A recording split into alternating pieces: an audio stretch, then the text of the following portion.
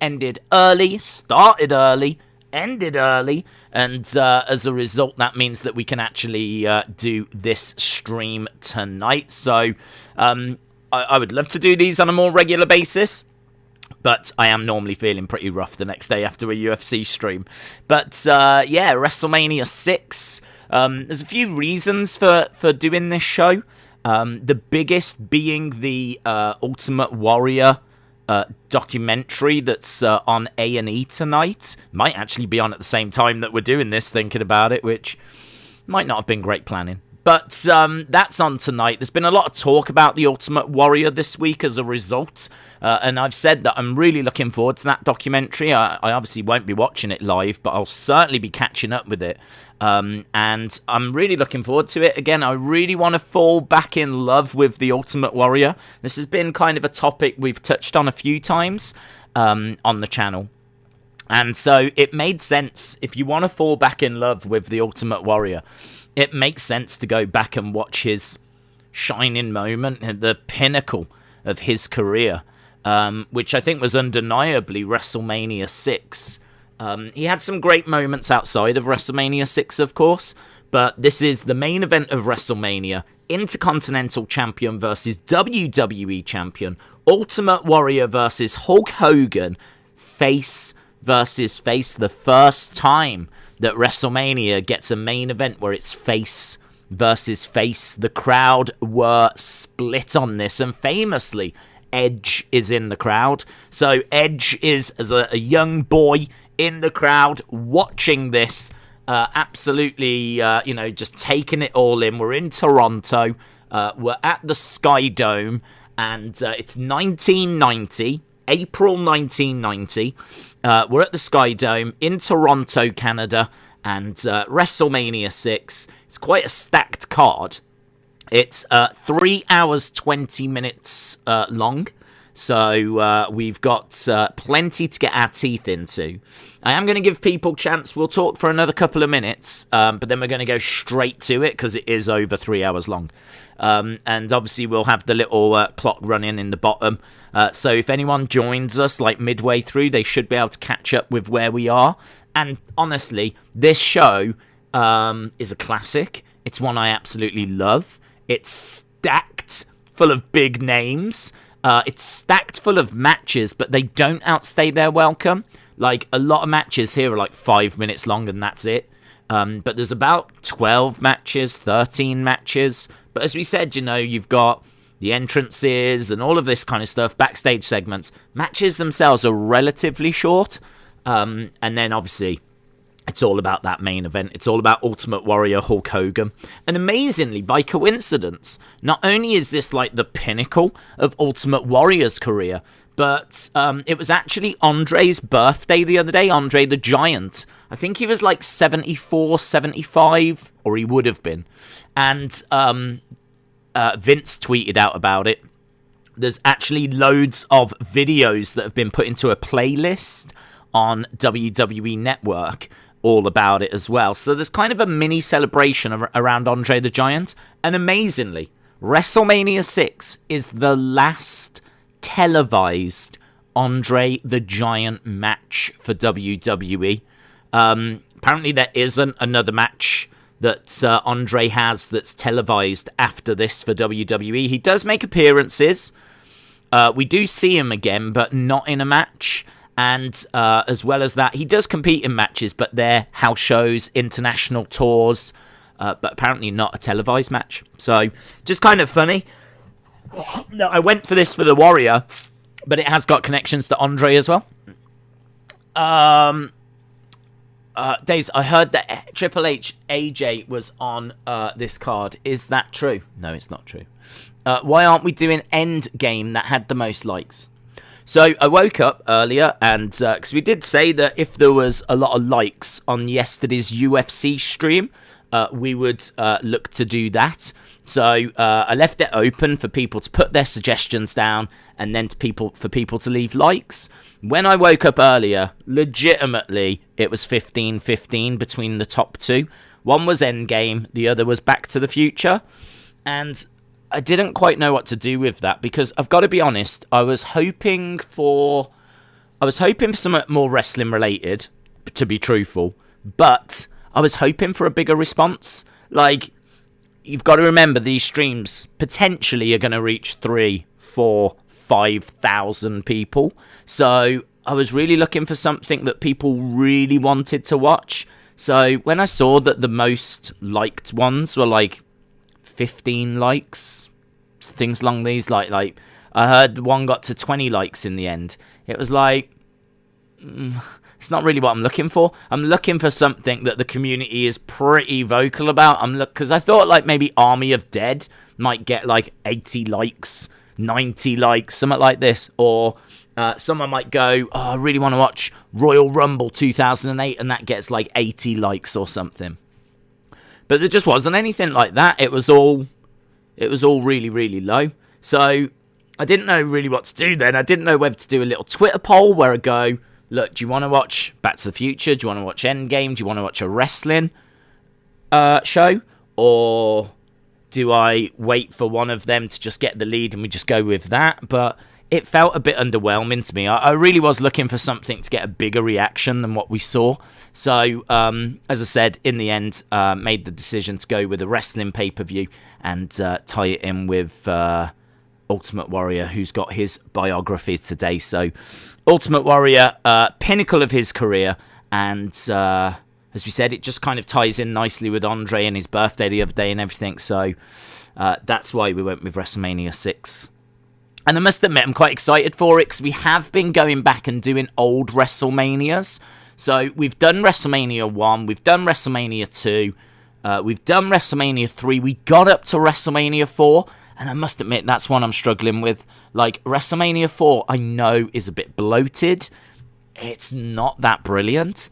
And so we've got to do it to just get it done. I really want to do WrestleMania 5. WrestleMania 5 was the first videotape I had, so I really want to watch that. But yeah, it just made sense to just skip those couple, go to WrestleMania 6, tie it in with the Warrior, and yeah, man, there's so much to watch here. We've got like Akeem, the African Dream, who I love.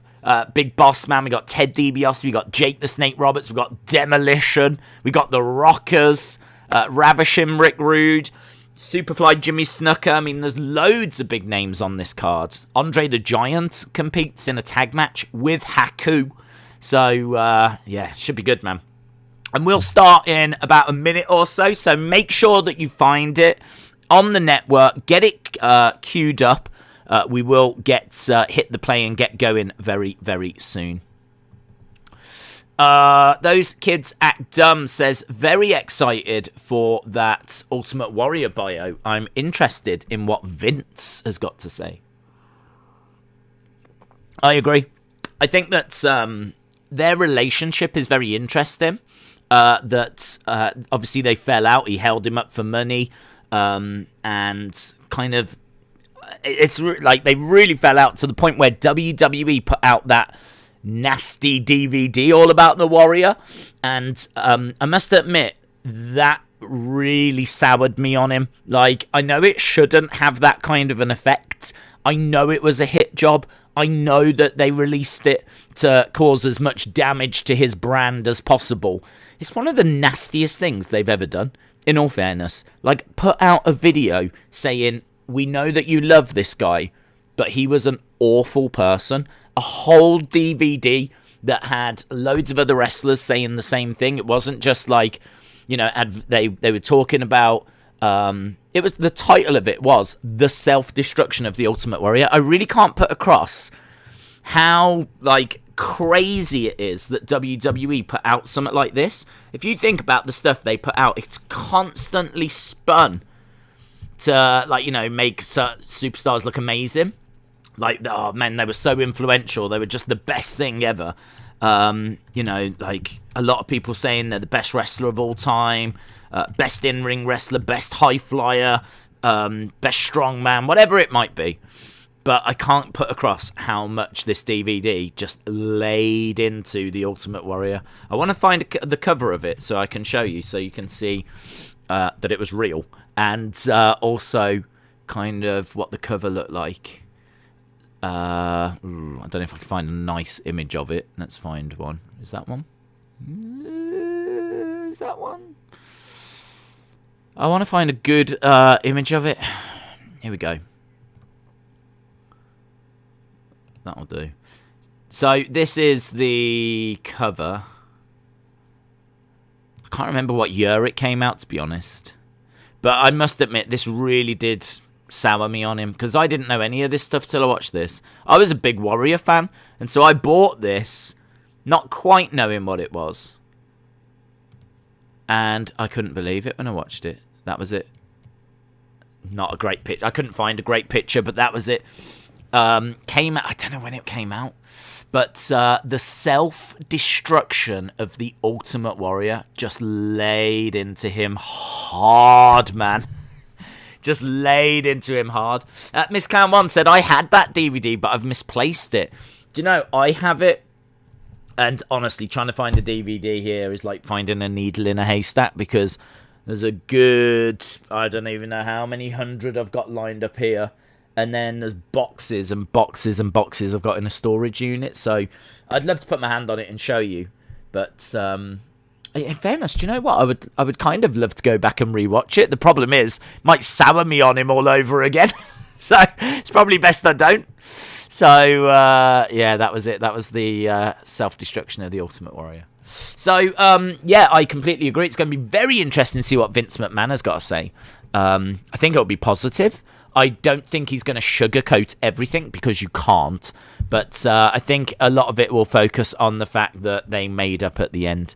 And the fact that he went into the Hall of Fame. And, you know, even the fact that he passed away. Like, just hours after the Hall of Fame. Like, 24, 48 hours, was it? I mean, he was on Raw. And the next morning, Tuesday morning, he was gone. I mean, it's just it's just incredible. Anyway, that's enough about that. Let's get ready to get going on this, shall we? Otherwise, we'll be sitting here rabbiting away for a while, and we can do that whilst the show is playing. So, has everyone got WrestleMania 6 queued up? Hopefully you have. And we will get ready to get started in 3, 2, 1, go. Right, boom. Oh, what an intro. I forgot about this. What an intro this is with all the stars. That is great. It's all the like constellations in the sky, isn't it? And Vince talking over the top. This is what, you know, we were talking about how you need to build up like a big baby face, a big heel and a big baby face, and then just collide them. This is an example of it. Maybe not the best example of building up a heel and a face, because this is face versus face. But these were two guys kind of doing their own thing, and then they just smash them together. Who is going to win? The ultimate challenge.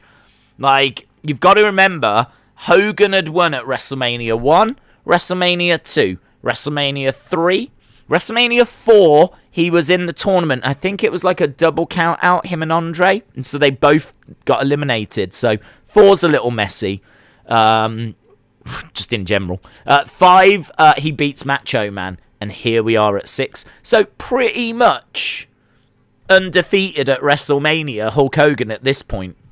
But now he's facing one of the biggest, hottest stars around.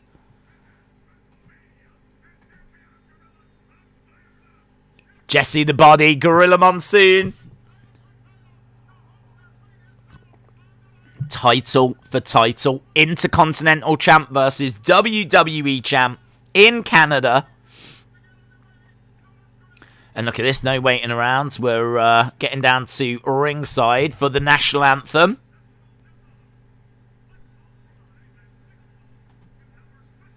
Who is it?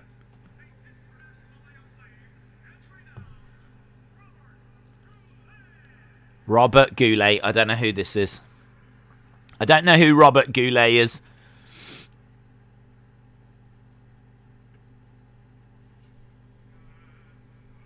Oh, he must be Canadian. He's doing the Canadian national anthem.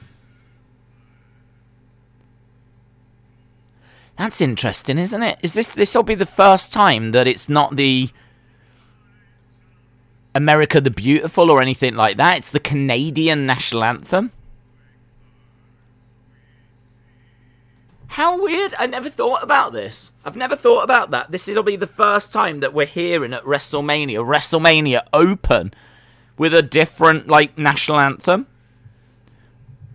Although Vince doesn't really like Stars and Stripes or the Star Spangled Banner or whatever it's called. He prefers America the Beautiful, which is why they always do that.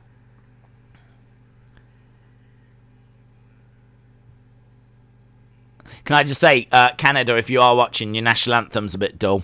Sorry. It is a bit dull.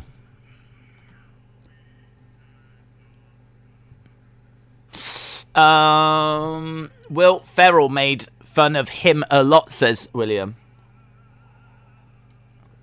Days Raw has got Xavier and Riddle, which will be great, but it's also got Natalia, Tamina versus Oh my God, really? Again. Joaquin Uribe says, do you know any cool stories about this WrestleMania? Ooh, cool stories about this WrestleMania. I know that... Not really. I know that Hogan didn't think that Ultimate Warrior was going to work out. So he didn't think that Ultimate Warrior would work out, and apparently he was saying a lot that, you know, they'll want me back. They'll want me back as champion. Give it like a few months. This ain't gonna work. And he was very vocal backstage about how the Warrior was not the right person to take this forward. But because Warrior was going over, I don't think there's really any... it's not like he refused to go out there and do the job or anything. I don't think he was problematic at this one. I know they chose Canada because Canada was doing great numbers for them at the time in the closed circuit numbers and like the buy rate and everything. Canada was red hot for WWE. So that's why they decided to go here. The Skydome had only opened in 89 and they're here in 1990. So it's kind of like you've got this red hot market. It's not that far away. It's just north of the border. Skydome has just opened. So that's why we're in Canada. And obviously we would go back to Toronto. Toronto has been a red-hot market for them ever since. Here is Rick the Model Martel. We were talking about him the other day. I was saying of all the people that, like, you know, they keep bringing back. Why have we never seen the model? Why have we never seen Rick the Model Martel? Why? In fact, is Koko Beware still alive? Koko Beware with Frankie coming down to the ring? I think Koko Beware is still alive, you know. I'm sure he does fan conventions and whatnot. Let's have a little look. Yeah? Yeah, Koko Beware's still around.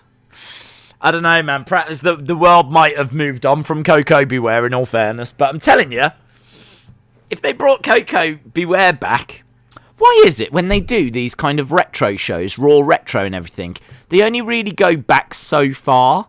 Like, we don't really go, like, this far back, do we?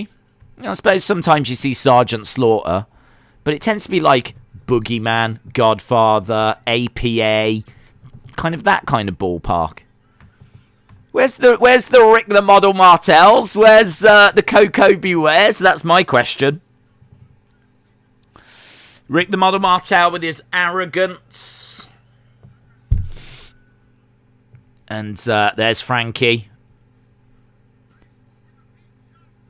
An over-the-beak shot of Frankie, says Gorilla Monsoon. And we're underway. Days, they were going to do Warrior versus HBK in 96. Was that true or was it just a rumour? I can't say I've heard that. Can't say that I've heard that. I know in 96 they actually had no plans to use him for the title. I mean, young me in 96 was very excited. Look at that crossbody by Koko. Lovely drop kick. And again. Against the ropes goes Martel. Big back body drop. Birdman for a clothesline. Through the ropes goes Martel to the blue mats on the outside. Koko Beware getting into the groove. And Martel on the outside.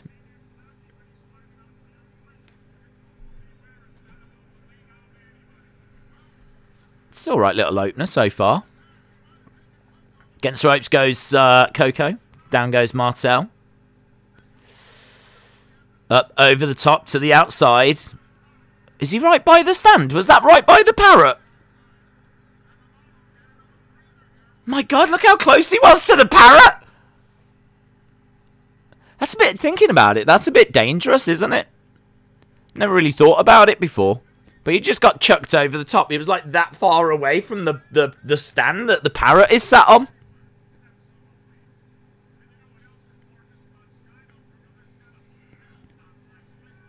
I don't think they ever did anything with the parrot. I don't remember the parrot being kidnapped or anything like this. I don't think they ever really did anything with it. I think he used to just come down, go on that stand, and that was it.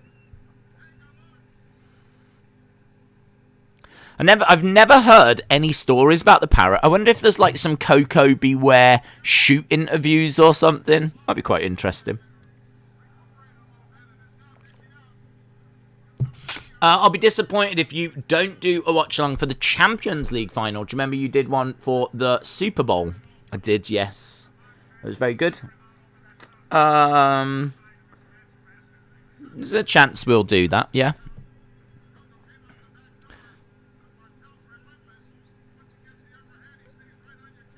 Right, Martel has got Koko. I like Koko's ring attire. It's pretty basic, just white and red, but it's got like birds on the side. Parrots on the side, obviously playing into his gimmick. It's a little bit unique as a result. Martel's is kind of crisp. It's an interesting kind of blue.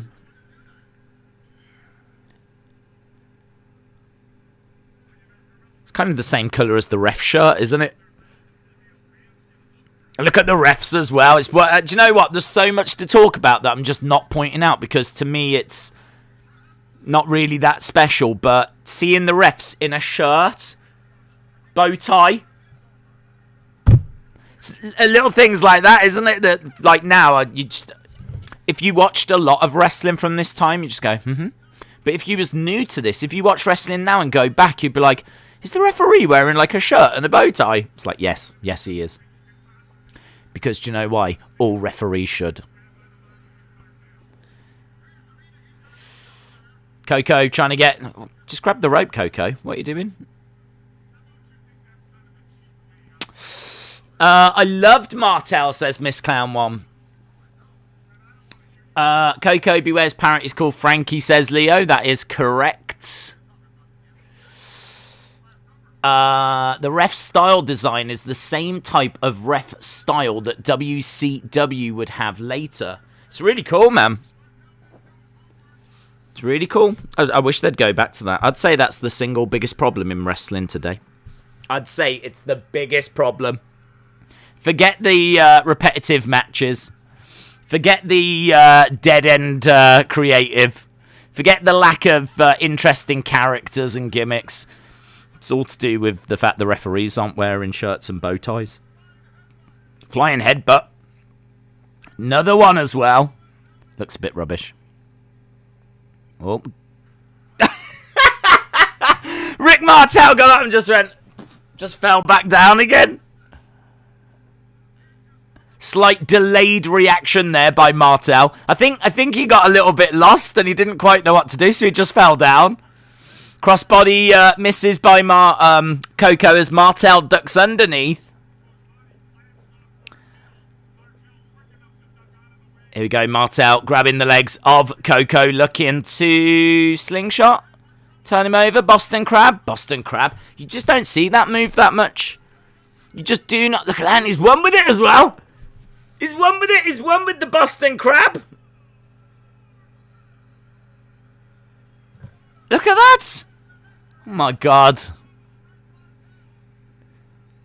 I wish 2021 would give 1990 a call. Look at that. Martel wins. Boston Crab. Match doesn't outstay its welcome. Was it a brilliant match? Not really. It was passable. But, Boston Crab, submission, boom, got him in a submission hold. That was it. Going Ghost, shout out to you. Aiden says, what a move. Oh, what a man. André the Giant and Haku. Look, can we just...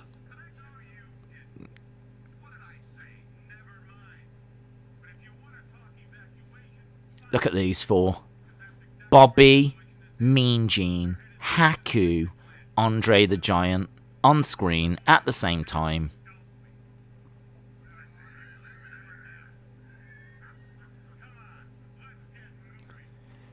The Colossal connection.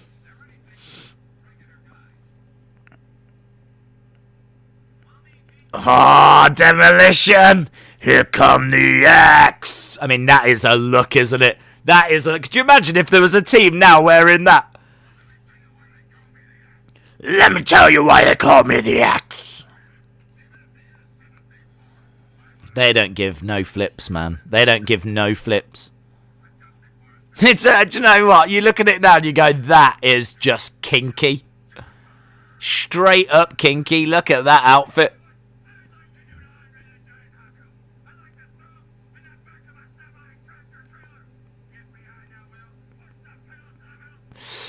André looked drunk. Oh, André was always drunk. If Triple T got a crab in Boston, that would be a Boston crab. It's true, and he could put a Boston crab. He could put a Boston crab on a Boston crab. We're going to demolish and destroy. Can I tell you, they're actually quite tall. I've met them. I've got a picture, which unfortunately has fallen down, of me with them. And, like, they're up here on me. I'm like... And you've got Axe and Smash. And then little old me going...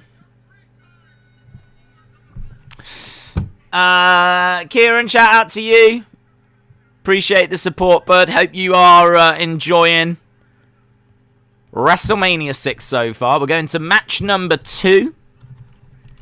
I don't even know how you spell Colossal. Colossal connection. Already in the ring. Oh, thanks. They've put it on. Yeah, I got it right. Check me out. Check me out with my spelling knowledge.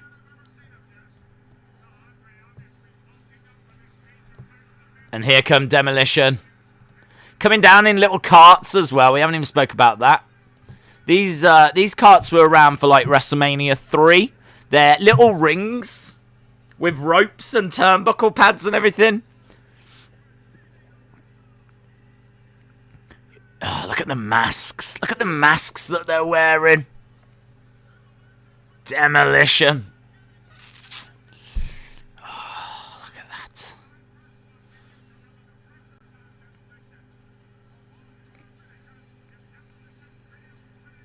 It's not even great music. When I listen back to it, like, the music's just... You could have something a lot more hard-hitting. But still, it's just badass. It's badass. I don't know why it's badass. I'm looking at it now and I don't know why it's badass. It's just badass. I completely am aware that if any team was to do this in 2021, they would be laughed out of wrestling. I mean, there are slight Retribution vibes here. There's slight Retribution vibes. But they are so cool. They are so cool. They were right at in their era. It worked. You didn't question it. I think there was so much kind of big, cartoony gimmicks around that you just looked at this and went, yep, okay, that fits. And here we go. Haku and André the Giant versus Axe and Smash. I'm enjoying this. I don't like old... I'm enjoying this, says Edward. Rhea Ripley's spiky black leather attire was inspired by Demolition. Is that true? Man, I wish they would make up with Vince and then like go into the Hall of Fame. I wish that would get sorted out. Because they They need to go into the Hall of Fame, Demolition. They are one of the best WWE tag teams ever.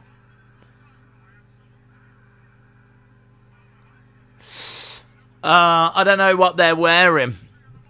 Face paint. Yeah, the face paint's cool as well, isn't it? I mean, I've got Demolition Hasbro figures that I was going to say I absolutely love, and then I couldn't find. There they are. They came with, when you bought them, they came with the masks, and I've lost them years ago.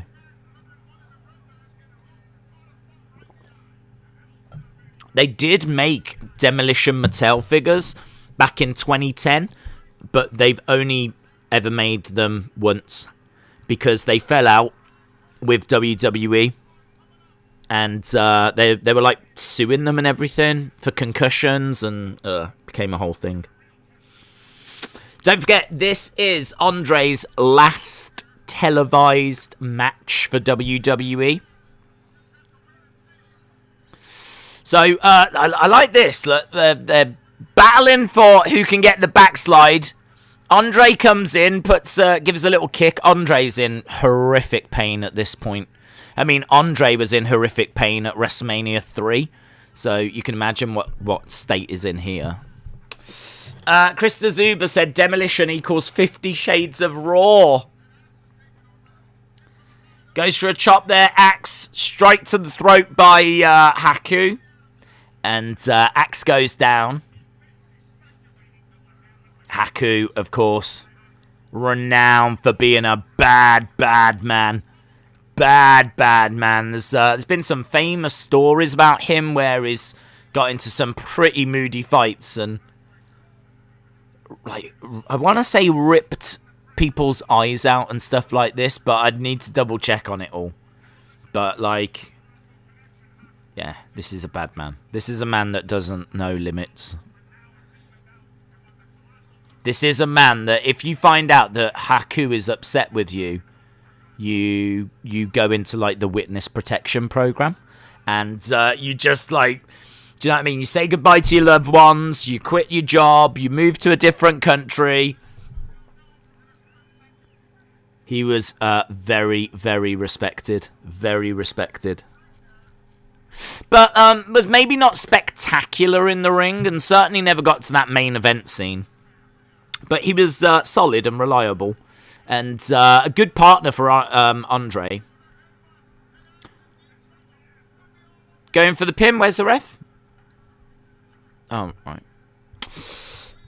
This was like the comic book era of wrestling. Even as a kid, I never believed Taker was floating.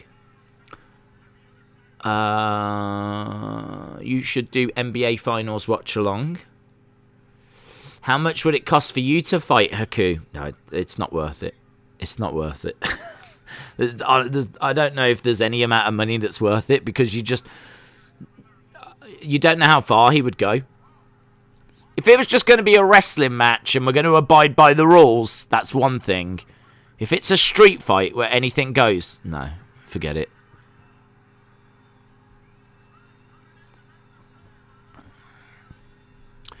Right, so Haku in there with Axe at the moment. And obviously, you know, Andre spending a lot of the time on the outside because he just can't really do much at this stage. I've got Mattel Demolition Crush. Very cool. Self-Destruction of Warrior came out in 2005. Thank you, James Chadwick. Isn't that crazy? They released that in 2005, and then, isn't it 2014? He passes away. So, 9 years. 9 years, they went from... 9 years, it went from him being so low to the point, like, where they released a DVD trashing him. 9 years later, they're putting him in the Hall of Fame. 9 years. Time heals all wounds. We should watch ECW One Night Stand next week. Austin said Barbie would beat Haku. Defo. I don't think they ever made a Haku Hasbro, did they? And they've never made a Haku... They've never made a Haku Mattel. They've never made a Haku Mattel. And I don't believe there was a Haku Hasbro. So there is a real need for a Haku figure. I don't think we'll get it, because obviously his sons are the Gorillas of Destiny in New Japan. And he's been in New Japan. So I don't think he's really got anything to do with WWE anymore. So I wouldn't hold your breath waiting for one. André choking Axe in the corner. Going Ghost said, who was the better tag team? Was it Demolition or Road Warriors? Did they ever face each other in their prime? They did face each other, but we never really got the big feud. But there are matches where they faced each other. I can't remember where they faced each other, though. I don't think it was at a pay-per-view. But their paths did cross. But that was the big match, wasn't it? That was the big match. That was the match that made the most sense. Was Demolition, and I can't remember if they faced on like a Saturday night main event or something like this. But Road Warriors were the better team. Road Warriors were... I think Demolition were WWE's Road Warriors, in truth. And then I think they got the Road Warriors and changed their name to the Legion of Doom. So, whenever we talk about Road Warriors, we're talking about the Legion of Doom. And Legion of Doom were big in WWE, but still nothing compared to what they did outside of WWE. Outside of WWE, they were bona fide main event talent. They never were main event in WWE, because WWE doesn't really have tag teams in the main events. But, yeah, Road Warriors for me have got to be the greatest tag team of all time. Demolition were WWE's kind of take on them. And, yeah, there's no big Demolition LOD feud to my knowledge. Crossbody by Smash. André comes in. Big right hand by Smash. André at some point, I'm sure, will get tangled in the ropes. Is it coming up soon? Here. No? He loves that spot. I'm sure. I think he does it here. Pretty much does it in a lot of his matches. It's just a great spot that kind of keeps him out of the match. Haku. Oh, kick. There it is. There it is. Look at that. André has tied himself in the ropes. Crowd going crazy. I mean, listen to the crowd here. How pumped they are. Yeah, look, Bobby Heenan's trying to free André. Axe and Smash working together on Haku. And new tag team champs. New tag team champs. Look at the pop, man. Look at the pop. No! Look at them belts. That was just better. Everything was just better. Here comes the Smasher. New tag team champs.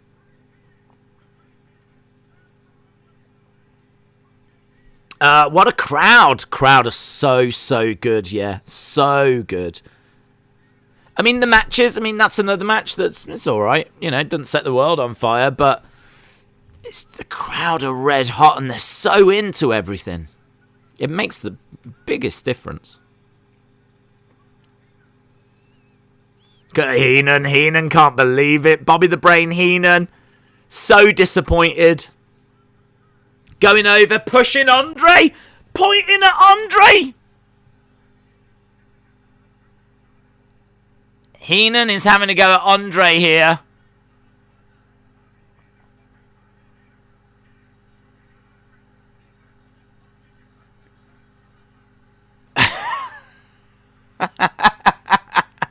Bobby is so good. So big with his mannerisms, isn't he? And he slaps André.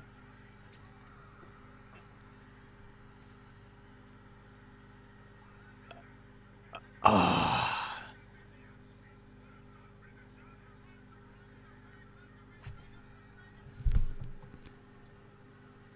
Look at André with Bobby. It's such, what a moment.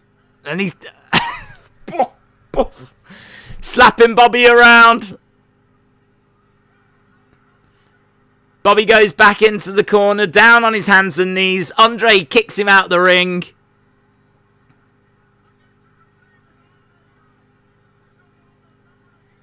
Haku, look, Haku is set up. Haku is set up. André catches the leg. Big chop by André. I mean, you can see, look, he can't do loads here. But it's just magic, innit? It is. This is a great moment. This is André's last televised appearance. And it ends with him turning face. It's nice, isn't it? I wish André had just took a moment there. I wish they'd have made André just take a moment. Like, instead, look, André's saying, you're not getting the ride back. He chucks Bobby off. He chucks Haku off. He's like, you're not getting the ride back either. This is my cart! This is my cart! Headbutt by André. And there we go. The Giant gets to ride the cart back alone.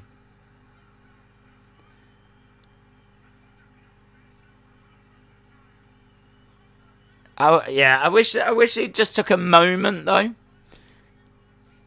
But I suppose this is that moment, isn't it? Him being in the cart, whatever.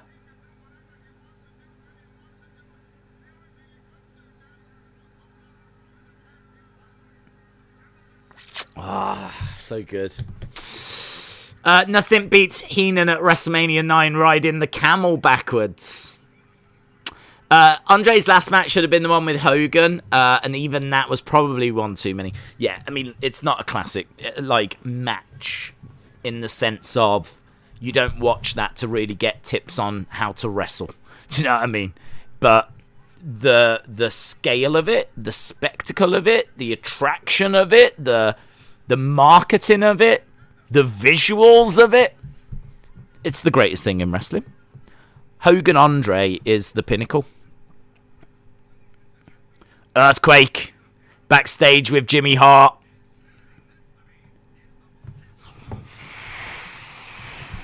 Look at him.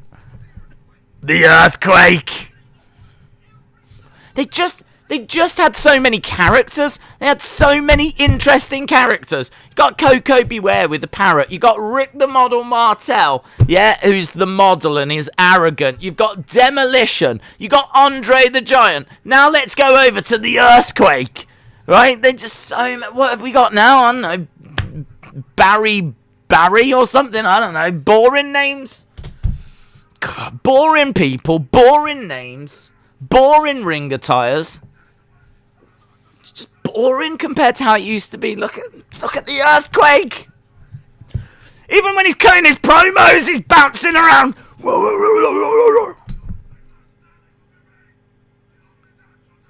The only natural disaster.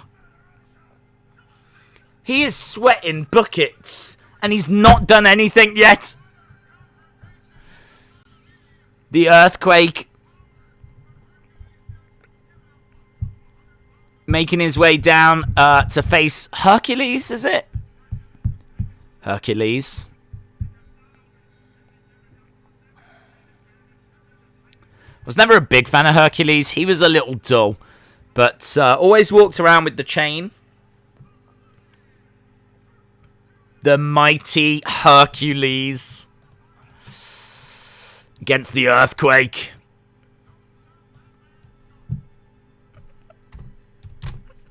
Right, Earth Quake versus Hercules.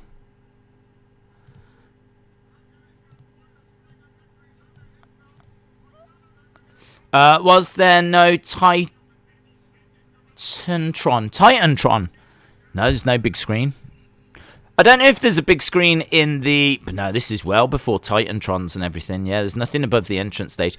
I don't know if there's a screen inside the venue that might be showing the action. Because obviously this is being beamed, you know, around the world.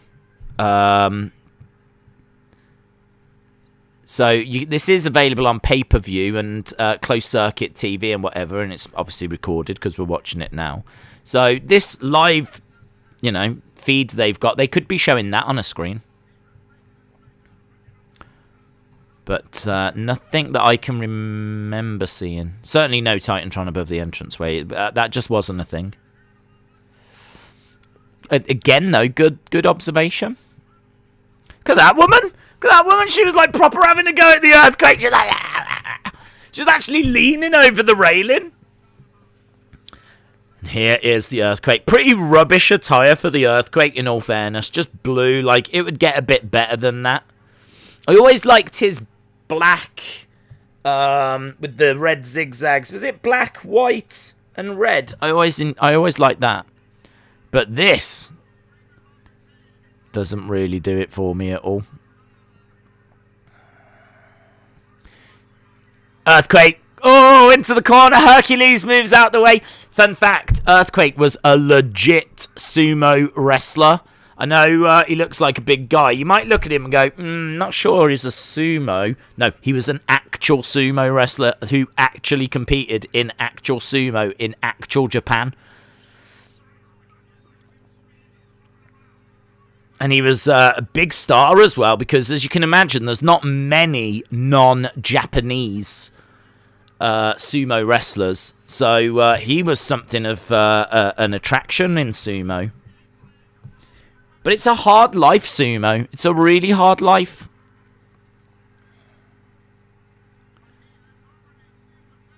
Keeping the size that you need to be, and there's a lot of tradition, and it's not for everyone. It's a weird world, the world of sumo. Ah, that was great, man. When he used to do that, he used to just stomp in the ring, and the ring would, like, bounce and vibrate. Because, obviously, he was the earthquake.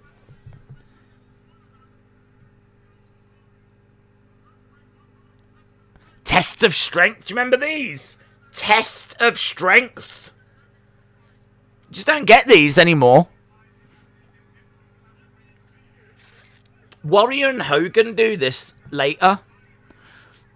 I used to do this all the time. I don't quite know how it tests your strength. I suppose it tests your upper arms, doesn't it? Oh. It's one of those that the crowd like feel like they're cheering and they're, you know, making a difference. Come on, Hercules! Come on, Hercules! Hercules looking around. Help me out, guys! Help me out! I'm down on one knee. I need your support. Come on, Hercules! He's coming back, guys! He's coming back! Crowd are getting into it. Hercules getting that little extra something. He's back on his feet. But kicked to the midsection by Earthquake. I wish you'd get this excited about Raw. I wish I would get this excited about Raw. Would you split up Dana and Mandy or Naomi and Lana? I think Naomi is great on her own. I think she's great on her own. I'd worry for Lana. Same with Mandy. I see big things for Dana. Would I split them? I probably wouldn't split Dana and Mandy. I think you could probably give them... I would honestly... I would dress them up like fitness, you know, like keep fit people. Yeah, I would dress them like that. I would probably run with the big sexy muscle friend's name. Put them in like those kind of keep fit workout attires. Give them a bit of a gimmick like that, and make them a fun tag team. And give them some fun skits. Let's do some things where we watch them like working out, and like they could do little... Hey guys, welcome to Sexy Muscle Friend. And they could do like little workout videos and everything. You could have some real fun with them. So I'd probably keep them as a team. I think they I think that's probably right for where they are right now. Naomi and Lana, I'd be tempted to split. I agree. I think Naomi is a star. Like a solo star. Like, Feel the Glow. I think you could really... I don't know why we're not doing more with that. Like, Feel the Glow and everything. Could you imagine that? WrestleMania. All the lights out. Like, you could do some really cool stuff with all of that. And she can go, man. She can work. Plus, you could always do something with her and Roman and that whole thing. So, I'd split Naomi, but I'd probably do something with Mandy and Dana. That was like... I like the workout thing. Because I think you could do some fun vignettes. You could even do some, like, separate YouTube videos. Where they do, like, you know, little workout bits. You could have some proper fun with that. Earthquake bouncing around. He's going for his finisher against the rope. This is moody, man. Boom! 2, 3. Earthquake wins. CB3, amazing. Shout out to you, my friend. Shout out to you. Brad G says, Days wants the female body donners. Hey, that's not a bad comparison. That's not a bad comparison. I didn't really feel the body donners. Maybe because they were dudes. And, but I think the world was feeling sunny at that time. Give me 2 sunnies. That's what I'm after. 2 sunnies that can wrestle. In 2021. Yeah, baby. So, Earthquake smashing Hercules. We're just seeing a replay here. Look how he leans into them ropes. Really, like... Oh. I don't know how they cope with that weight. Look, we're seeing a replay again. Look. Oh. How did them ropes not break? The refs look like they want to work at a fancy restaurant. Who is better in the ring? They are kind of the same, Dana or Mandy. Yeah, I think they're about the same. That's why I think they make quite an interesting tag team. I think they do work together. Elizabeth. Look at this. We're backstage sitting down with Miss Elizabeth. Elizabeth. They're lovely. Look at her.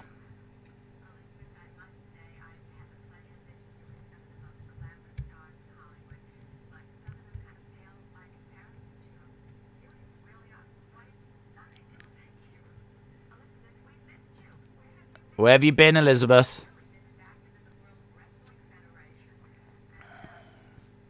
She was just...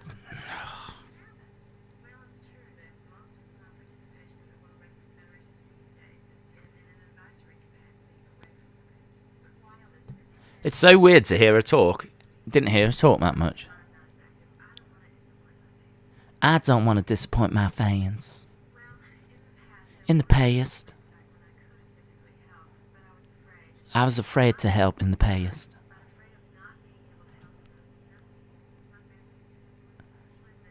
I just do not want to disappoint my fans.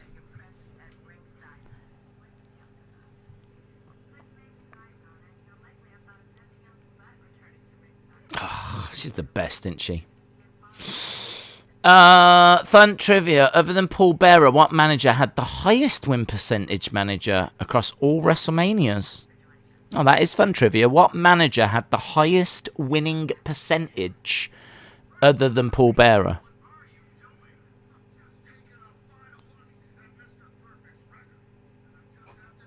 I'd go with Jimmy Hart as a guess.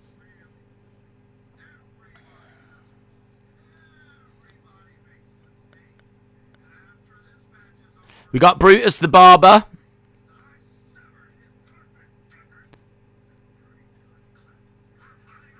Brutus the Barber Beefcake and Mr. Perfect next, I think. Do you know we were talking about how the big names are going to keep on coming? Oh, it's his music as well. What? Oh, God, everything's so good. Everything's so good. That's Macho Man's brother, of course. I know many of you all know that, but... Leapin' Lanny Poffo, a.k.a. The Genius. Mr. Perfect making his way down. This was my uncle's favourite wrestler. He loved Mr. Perfect. Here's Mr. Perfect. Yeah, the legends, man. They just keep coming. I mean, so far we've seen André the Giant, Demolition, Earthquake. Now here's Mr. Perfect making his way down.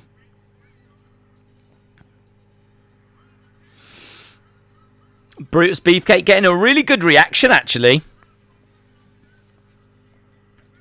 Dun dun dun dun dun. Dun dun dun dun dun. Dun dun dun dun dun. Bum bum bum. You've got to remember, right, around this time, WWE were doing a lot of jobber matches. So if you tuned into, like, their weekly shows, you'd see Brutus, but you'd see Brutus against some unknown guy, and Brutus would win. Same with Mr. Perfect, same with Earthquake, same with everyone. So when you get into WrestleMania, you know, it feels a bit more special to see, wow, what's going to happen when Brutus faces Mr. Perfect? What's going to happen when Hercules faces Earthquake? Like, there's a bit more mystery to it because you're so used to seeing jobber matches on TV. Whereas now, you just see people facing each other all the time. I don't think it's like now when you get to a pay-per-view. I don't know. Doesn't feel as special. I suppose it depends on the card, really. It was just a different time. But it's just crazy to see people going crazy for Brutus the Barber Beefcake.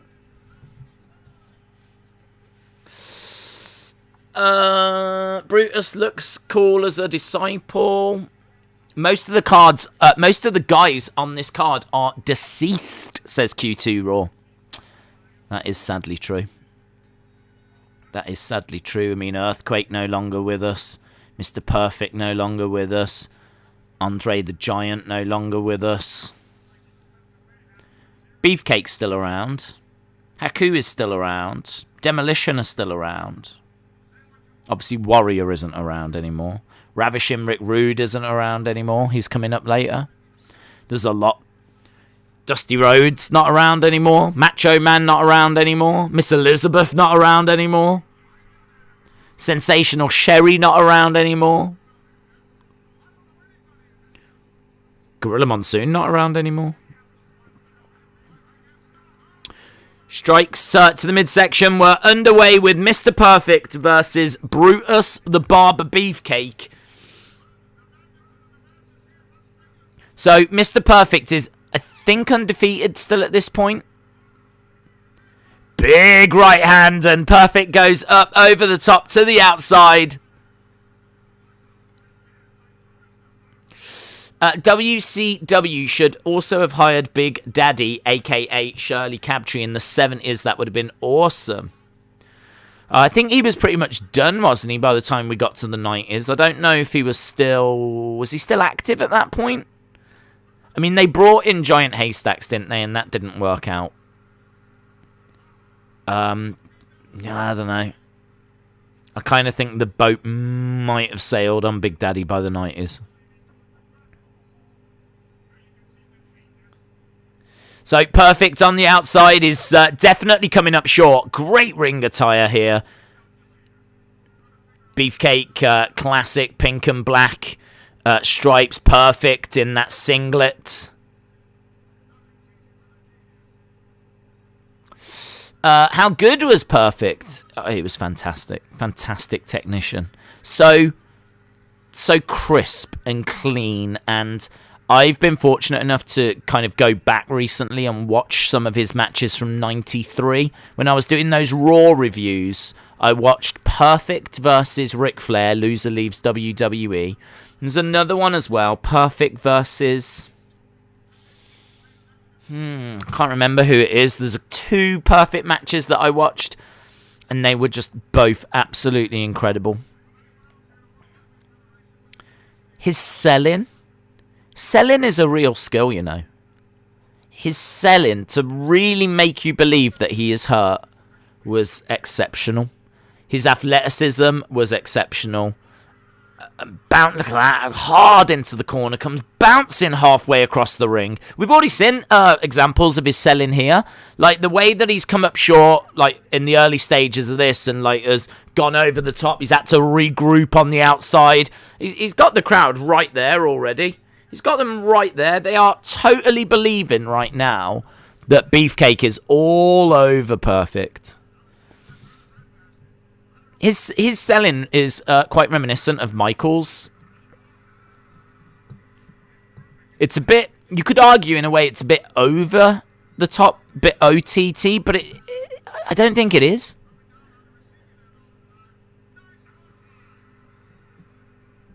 Big clothesline. Mary Tyler Moore, don't know who she is. So, Beefcake looking for his sleeper hold.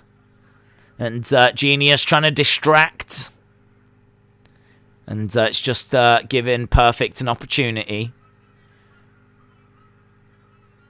to catch a breather. Figure out what he wants to do. Genius has dropped the scroll. That metal scroll. Nailed him. Beefcake goes down. Genius grabs that metal scroll. Ric Flair's selling was really good. 100%. I mean, Ric Flair might just be the GOAT. He might just be the GOAT.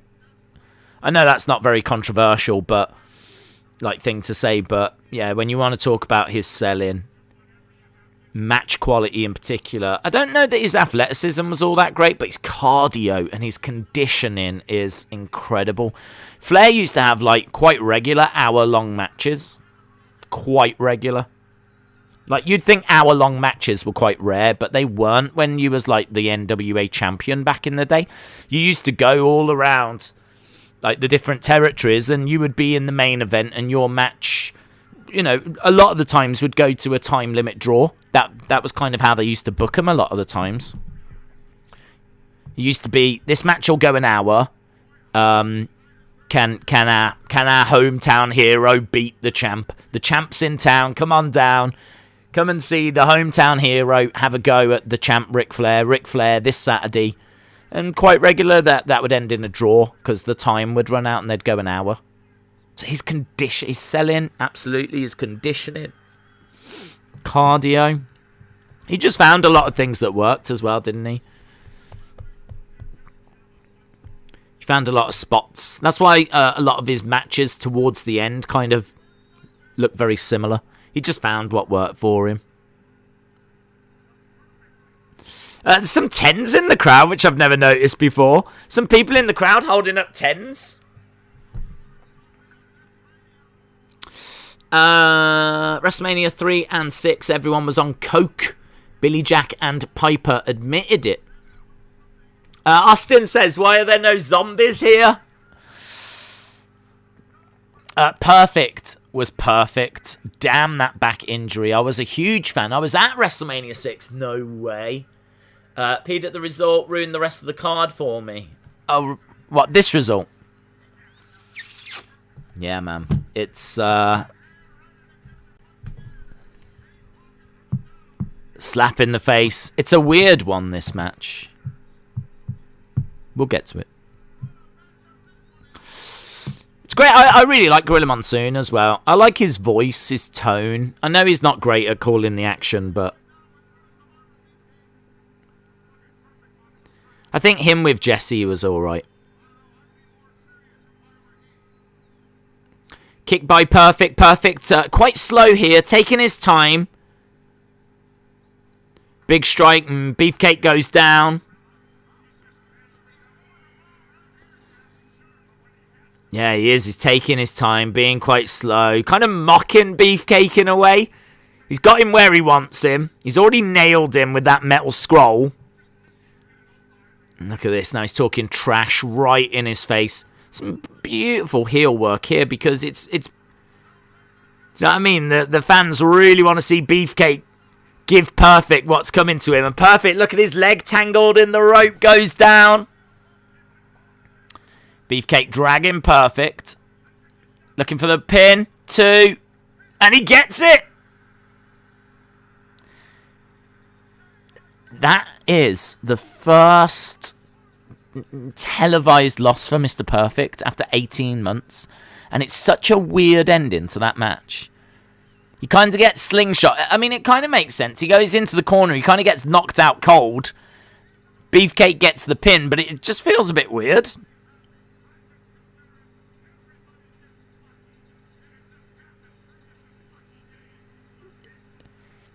Jesse says, I think everyone gets lucky. Hey, there's a big screen. So they are showing a thing over on the big screen in the arena. And it is... And it looks different. It seems like what they're showing on the screen is different to what we see, actually. Genius pinching the shears. Beefcake spotting that Genius is stealing his shears. I'm going to watch some more old school stuff. You should, man. Days is an early 90s wrestling. This is it for me. This is my era. I've said many times I'm not massive into the Attitude Era. I'm more into this. This does it for me.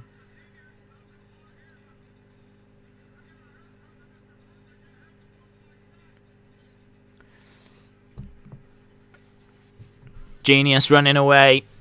Beefcake going after him, grabbing Genius. Perfect, not bothered. Perfect, just getting on the cart. Oh, whatever. Genius being dragged into the ring. Look, Genius trying to get away.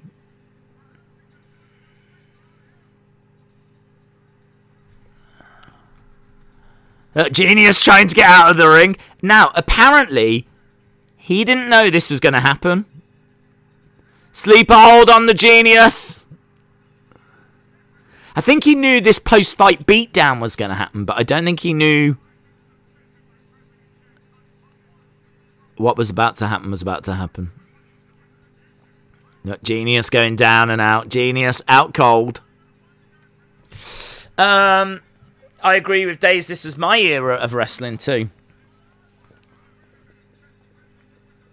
Just big characters. I mean, I know in the Attitude Era, obviously, you've got Stone Cold and Rock, and I'm not sure there's anything here that can necessarily compete with that, but I would argue that Warrior and Hogan certainly run them close. Hogan and Stone Cold, I mean, that's the great debate, isn't it? I think Rock's, better than Warrior. In-ring, definitely. Charismatic, but you can't stress how over Warrior was at this point. Like, you just can't unless you like really go back and watch a lot of wrestling from this time. It's just so over. And look, haircut time. Genius getting a haircut, and the rumors are he didn't know this was going to happen. His hair being cut off by Brutus Beefcake. Okay, we're in a shower. Why not?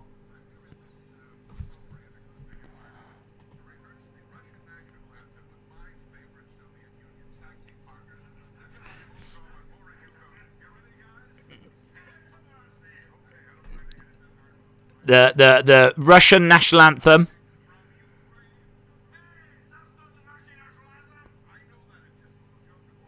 So this guy, I don't know who he is. He's in a piano. He's going to do the Russian national anthem, but he keeps making fun of it.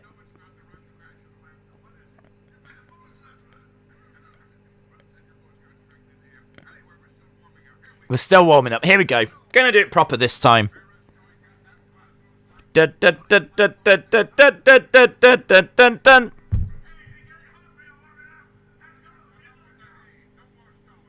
Look at them jackets, man. Them jackets are cool. I mean, I know it's Russia, but those jackets are cool. What does it say on the back of them? I want to know what it says on the back of those jackets. Because those jackets, man, they look sharp. Come on, WWE Shop. You love doing retro stuff. Where's the Bolsheviks merch? Why is no one talking about the Bolsheviks? Bret Hitman Hart, Jim the Anvil Neidhart. Look at that, Bret Hart before he had the kind of pink glasses. Just kind of the silver ones at this stage, but Hart Foundation.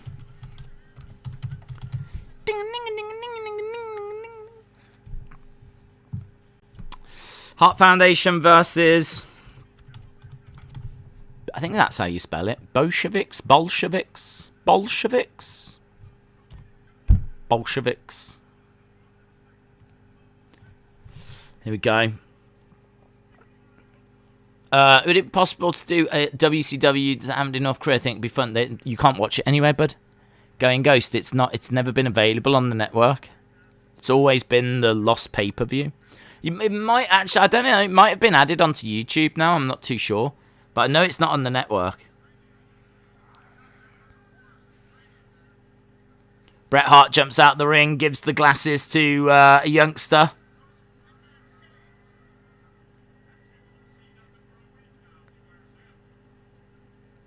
Look at the smile on his face. Bolsheviks coming down with the Russian... It's not the Russian flag. I mean, it used to be, didn't it? But it's not the Russian flag anymore. Oh, what's it say on the back? CCCP. What does that stand for? What does that stand for? The Soviet Union. The Soviet Union. But what does it actually stand for? CCP. Oh my god. It stands for something in Russian.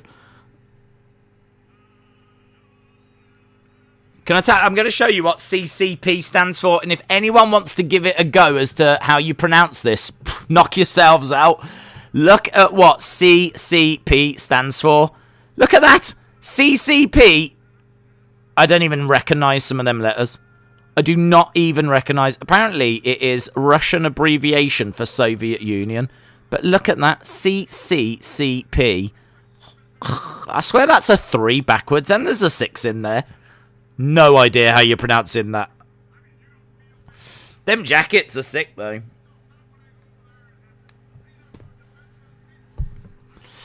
Hart Foundation. Oh! Are they going to get the job done? 1, 2. I don't remember that being a squash. Well, thanks for coming. Hart Foundation win. Oh, they didn't even get the jackets off. Don't need to. They're great jackets. You might as well wear them all the time.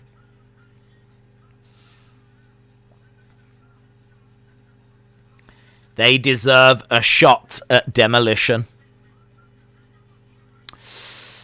Is it the Communist Commie Comrades Party? That'll do.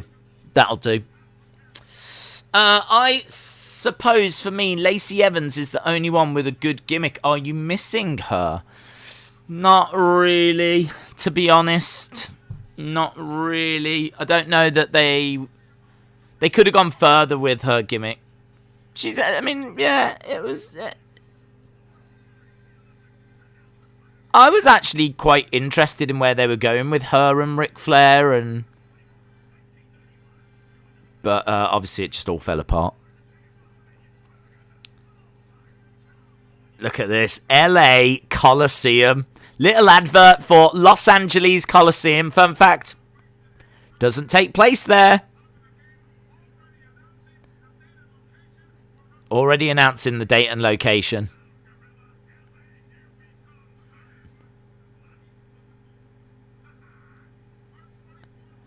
Yeah, it doesn't take place there in the end. Ticket sales were not great, and they end up moving to a smaller venue.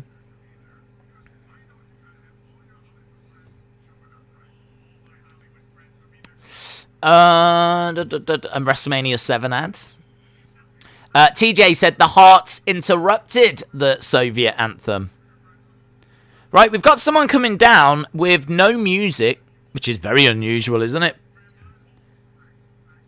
Who's making their way down? It's with Bobby. Who was with Bobby that didn't have music? Warlord. Barbarian. Barbarian? No music. Poor guy. Couldn't they have found him summer? Couldn't they have found him just something?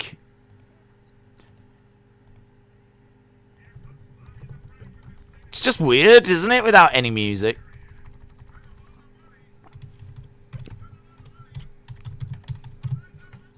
Barbarian, who's he facing? I don't know. I don't know who this is now.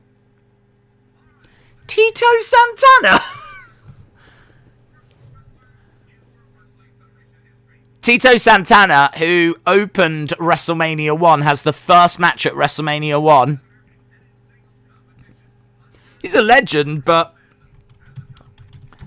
he's not really going anywhere in 1990, is he?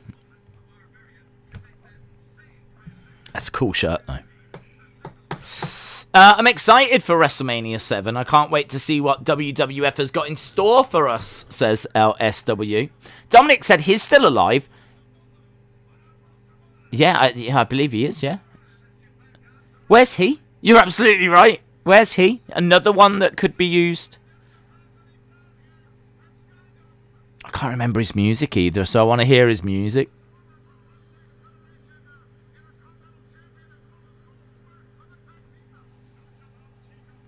I can't remember his music.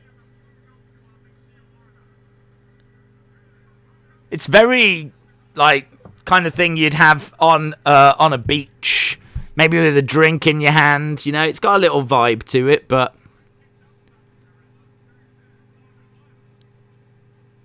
it's alright. Barbarian and Haku were a good tag team. It's such a drastic change from them till now with the tag division. At least it was relevant back then. They had proper teams. No individuals thrown together. Oh my god, that's just the... I hate that. I hate individuals getting thrown together.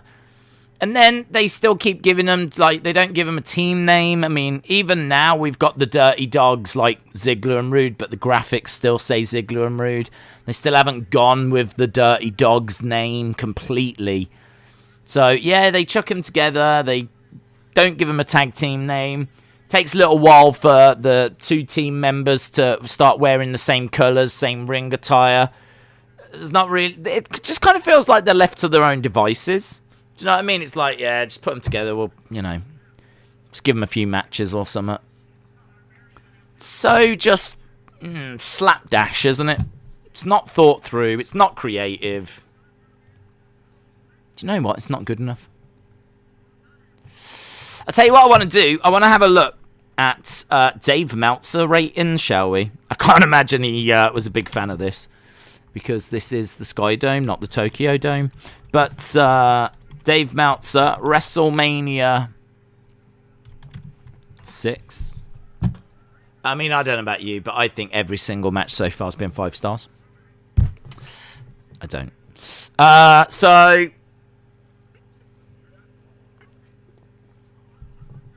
this is quite interesting. This is very interesting.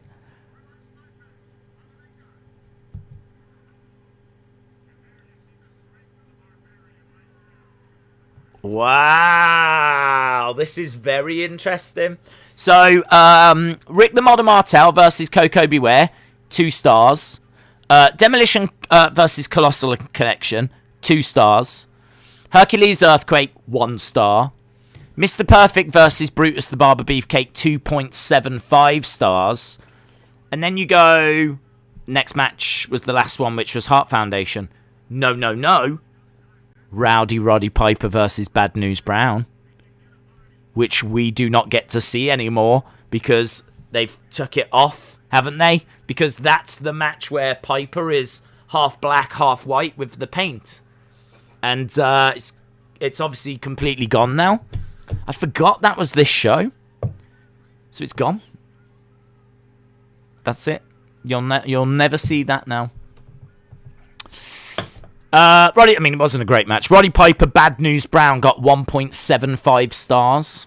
But it was meant to be, or it is the match after Mr. Perfect, Brutus Beefcake. Then it's Roddy Piper, Bad News Brown. Then it's Heart Foundation, Bolsheviks. Then it's Tito Santana, Barbarian. So, yeah, we've got, we're at Tito Santana Barbarian. This is 075. Not brilliant, but it won't be long. Heart Foundation Bolsheviks got 025, but it was a squash. Coming up next, Randy Savage and Sensational Sherry versus Dusty Rhodes and Sapphire. So that's our next match. But, yeah, the Roddy Piper thing, gone. Forget it. Never happened. Let us never speak of it. Barbarian down. Tito down. Barbarian charging over into the corner. I'm just going to have a look, see how long this match runs for. This match runs for 4 minutes. So there we go. 4 minutes. As I said, like a lot of these matches just do not stick around. Drop kick by Tito. Another drop kick. Barbarian goes down. The longest match on this show by an absolute country mile is the main event. Ultimate Warrior, Hulk Hogan, nearly 25 minutes long. Nearly 25 minutes long. Tito with a big forearm. And Bobby putting Barbarian's foot on the rope. Cheeky Bobby the Brain. Days that WCW versus New Japan Flair Inoki is on Watch Wrestling. Shout out to you, bud. Do you know, I've never seen that match. I've seen clips from that show, because there's been clips on that show on YouTube for a while. But I've never actually sat down and watched that main event match.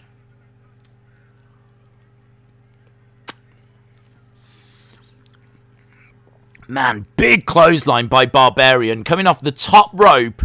Taking Tito's head off. I love there how Tito tried to kick out of that as well. Do you know what? I take it back, actually. I was like, why are they putting Barbarian in there with Tito?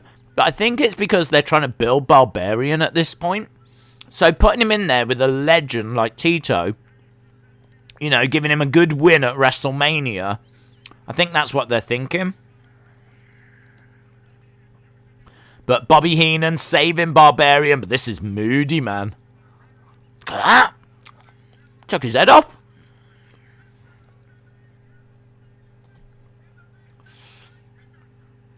Right. Now we're seeing a bit of background. There's Bruce Pritchard as Brother Love.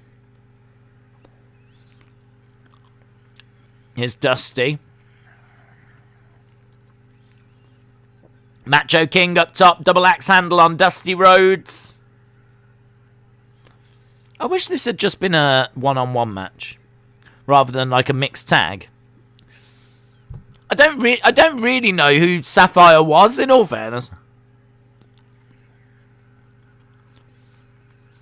There's Sensational Sherry. Jumping on the back of Dusty. There's Sapphire. I think Sapphire, was like this big Dusty fan that was like in the crowd. I'm sure she was like this big Dusty fan that just gets into the ring and starts having a go at like Sensational Queen. I mean, obviously not really. That was the story. Dusty full on polka dots. I look at the polka dots now and I'm like, yeah, they're cool. Back then, I didn't think they were cool. I don't think anyone thought they were cool. I think they're cool now. They're different.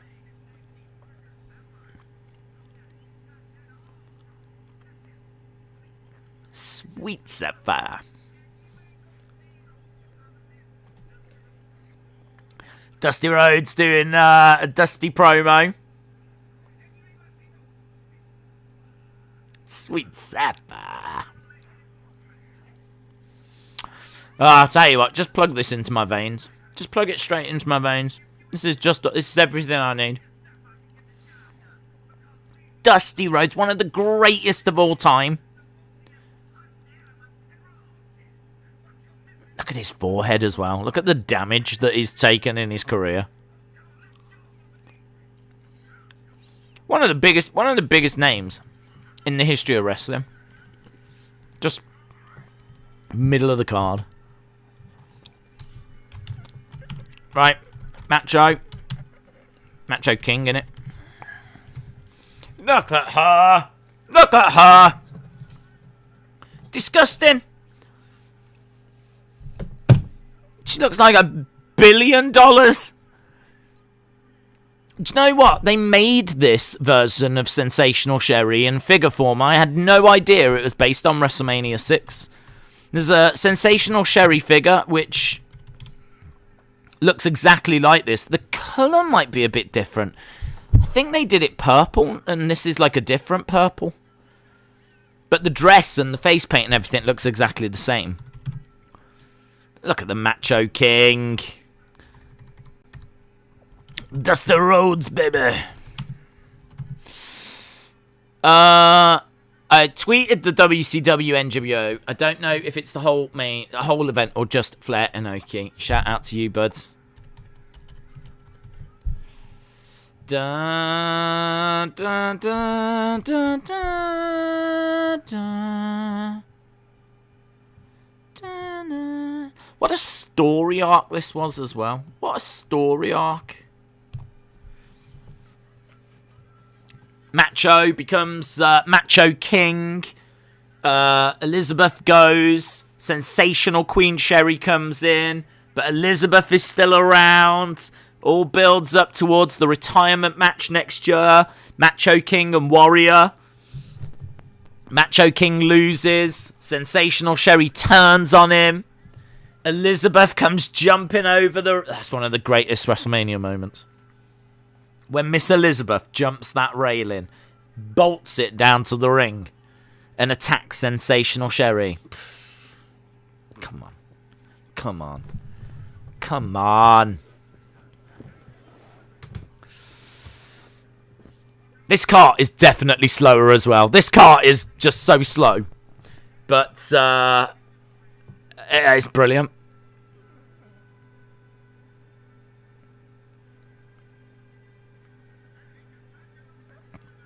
And look at Sensational Sherry. She does not get the respect that she deserves. When people are talking about the greatest females in WWE history, if you're not mentioning her name, just, honestly, jog on. You've got to keep jogging on. I'm sorry. You've got to keep jogging on. She's a goat. She was an incredible wrestler as well, but they weren't bothered in women's wrestling at this time. If they were, she would have been champ. She would have been all over the thing. But they weren't. It's such a shame. What an outfit. What an outfit. Look at that. Gold jacket, tassels coming down, scepter, the crown.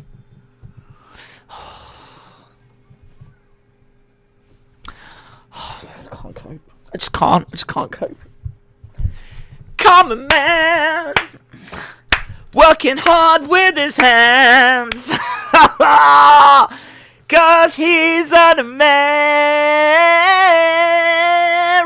dream. The dream, the dream.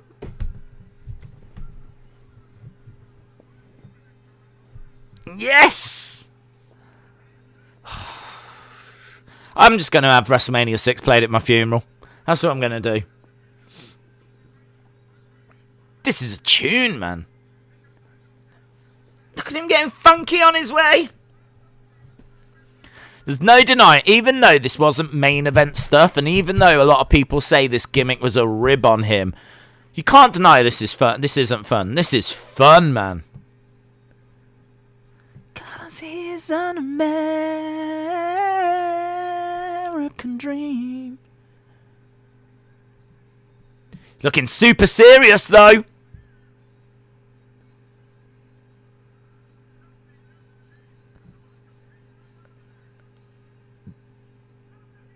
Dusty Rhodes says, cut the music.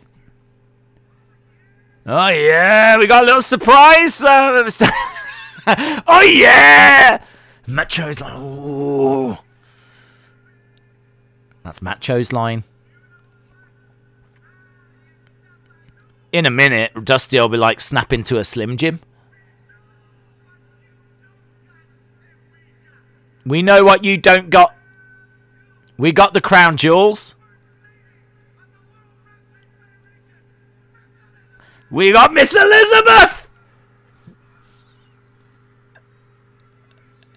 And she's coming down to Macho's music. Oh, my God. We're not going to get through this, guys. We're not going to get through this. Just look at it. Look at what's going on here. Look at the story. Look at the layers. Look at the layers. God, they love that woman. I love that woman. Macho Man can't believe it. He doesn't want to see Miss Elizabeth. He's moved on from Miss Elizabeth, but he hasn't really moved on from Miss Elizabeth. So, Elizabeth making her way down, looking stunning as always. I wonder where that dress is. Do you think WWE have got that dress? That'd be nice, wouldn't it, in like an exhibition? So, Elizabeth coming down. The Crown Jewel. I like how he referred to her as the Crown Jewels. Did you ever watch Glow? I didn't. I mean, I watched the Netflix documentary. I did, actually. I watched the documentary and the TV drama, comedy, sitcom thing. I only watched the first 2 seasons. I need to watch the third one. I liked it all. I don't know that I would have been massively into it as a show, because it's a bit low budget. But, yeah, man, women's wrestling around this time. Well, before this time. Well, wasn't it mid-80s, wasn't it, really? So, yeah, it's, just a bit before this time, I think. I don't know when Glow wrapped up, actually. Right, so Miss Elizabeth has come down and she's in Dusty's corner. Macho pointing at Miss Elizabeth. Vince hated the fact that Dusty was popular outside WWE, so he dressed him up in polka dots. Everyone in this match has passed away, says Aiden. All I can tell you is there's some pretty exceptional wrestling happening in heaven. Sherry coming in. Look at Sherry's attire, man. Even... Oh, God. And Sapphire grabbing Sherry by the hair.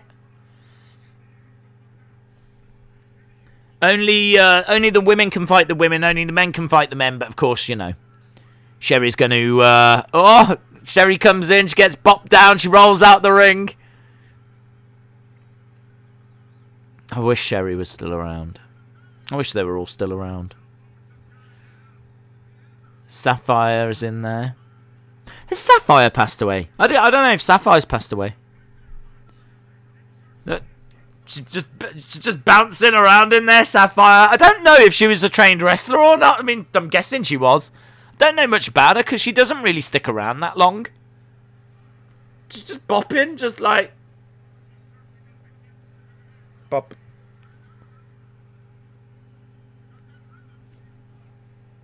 She grabs Sherry by the hair, picks her up, puts her on her shoulders. Airplane spin?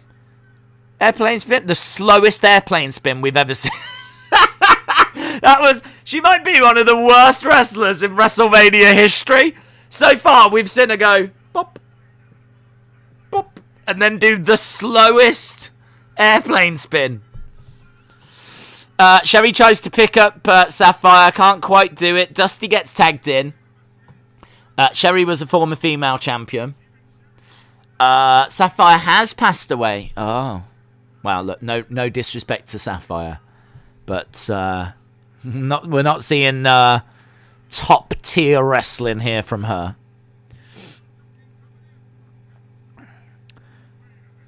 Sapphire slaps the Macho King.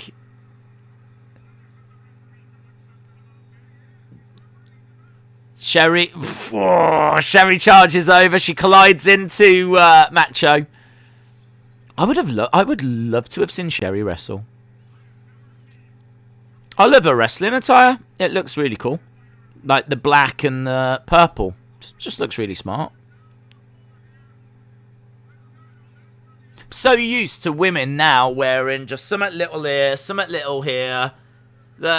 When I look at what Sherry's wearing here, it's so different. It's really cool. I really like it.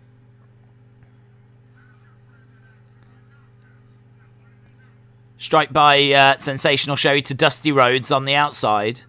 Macho King going up top looking for his patented double axe handle. Dusty goes down. So, Sherry and Macho. Oh, nice knee strike there by Sherry on Dusty. Macho distracting the ref. Dusty can't do anything here. Rake of the eyes by Sherry. She's going back again. She's raking the eyes one more time. Mattel needs to do a 4-pack to honour this match.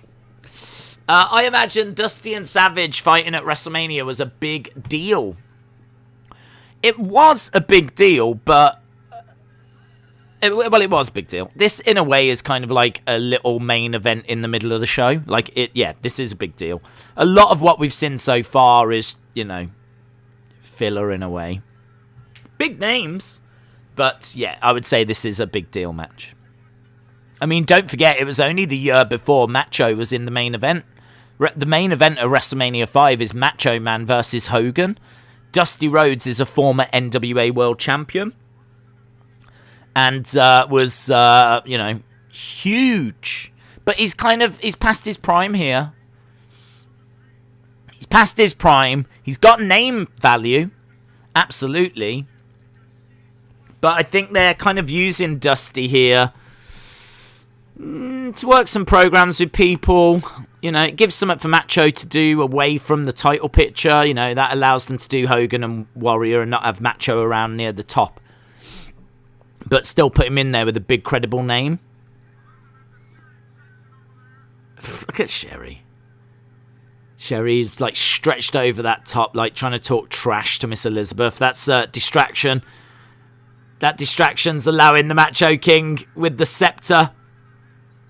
I wonder what Sherry and Elizabeth's relationship was like in real life. I'd love to know that.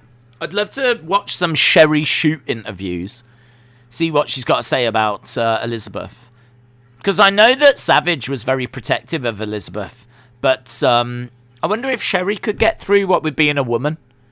I wonder if Sherry was allowed to hang out with Elizabeth if she wanted to. Oh. Double axe handle, but it's a strike to the midsection by Dusty. I mean, look, Sherry is so comfortable in there with, these situations, look. Sherry in there with Dusty, with Macho, working the match. Sapphire just having to stand on the outside and watch because she can't really bring that much. But Sherry's legit, man. Put respect on her name.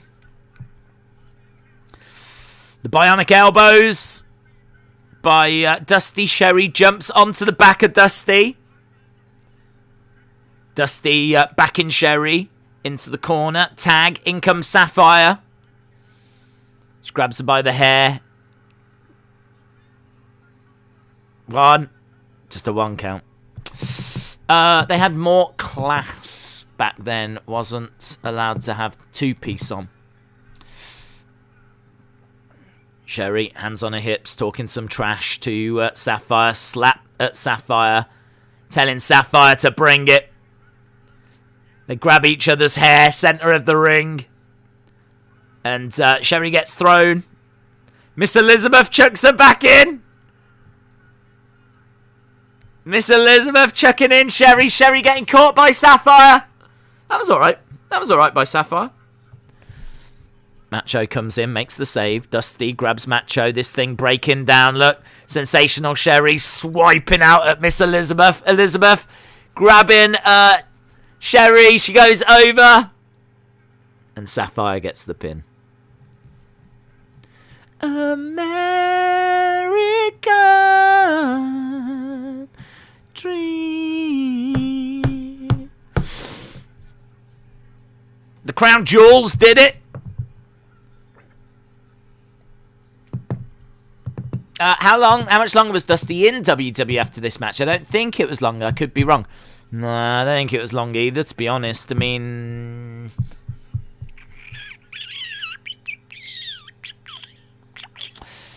he has a tag match at Royal Rumble with Dustin, and I can't remember what year that is. Could be 90. Do you know what? Let's look. Rather than having to try and sit here and remember facts off the top of my head, I might as well just look, mightn't I? Royal Rumble, Dusty and Dustin. Because it's kind of cool to think that Goldust was in WWE before he was Goldust, and he came in as Dustin. 91. That was 91. So in 91, at Royal Rumble 91, it was Dusty and his son. It was Dusty and Dustin at Royal Rumble in a tag match together. Working together. I don't think he's around too much longer after that. He's an American dream, the dream. Yeah.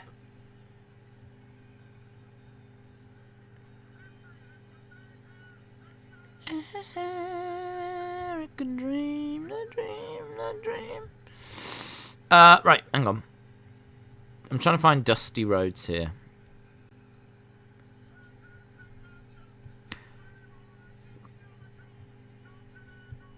Don't you dare go away. We've got Elizabeth Sapphire.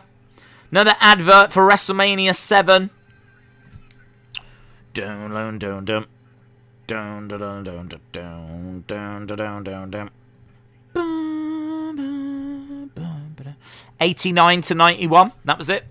89 to 91. Yeah. Afterwards, Rhodes dropped the polka dots and feuded with Ted DiBiase and Virgil. This resulted in the debut of his son Dustin Rhodes at the 1991 Royal Rumble. Both departed shortly after. Yeah, I seem to remember that Royal Rumble match was like the end for him in WWE. So this is April 1990. Is pretty much done by like in a year's time, 12 months later. We've got Bobby the Brain Heenan going off right now.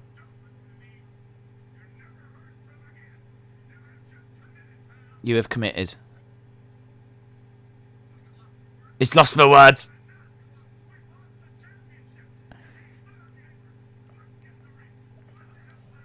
So Bobby Heenan saying, you have just committed. And he seemed a bit lost for words. And Mean Gene's like, are you lost for words? And Bobby Heenan's going off. He's saying, I'm starting a new family.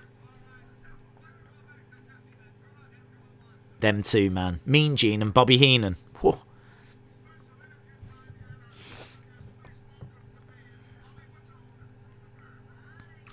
I don't know who this woman is. Rona someone?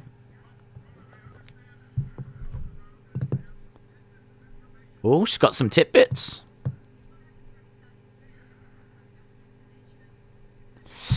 Dusty Hard Times promo is the greatest ever. Undertaker scored a pin over Dusty Rhodes on his debut at Survivor Series 1990. Emu said, this WrestleMania changed everything. Rest in peace, Ultimate Warrior.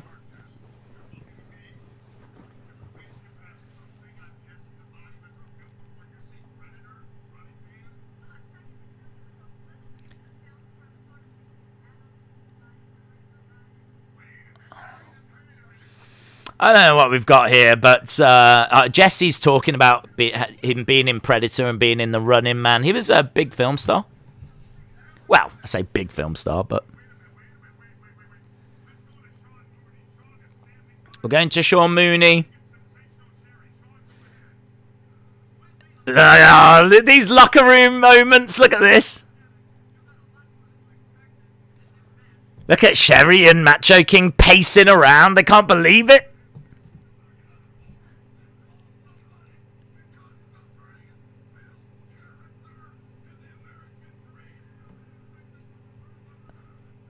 There's so much energy.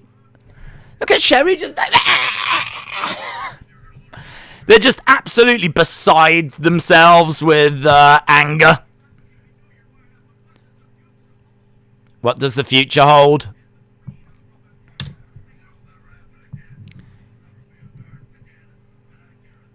She is losing her mind. She is losing her mind. It's like she's just watched an episode of Raw in 2021. I can relate to that. Right, we've gone to Mean Gene. Demolition. So we're at the kind of interview stage. These like little interview segments, one after the other, kind of remind me of the rain delay from this year. Because it's unusual to kind of see so many interview bits in a row. But we got that, obviously, with the rain delay. Emu said, I love the channel. You are styling and profiling. Shout out to you, Emu Enforcer. Appreciate the kind words, buddy. Hope you are enjoying WrestleMania 6. It's not one of the greatest WrestleManias of all time, but star power-wise, it is stacked. It is stacked. And it's just really good to go back to these really... I mean, this is, what, 31 years ago? Is it 21 years ago?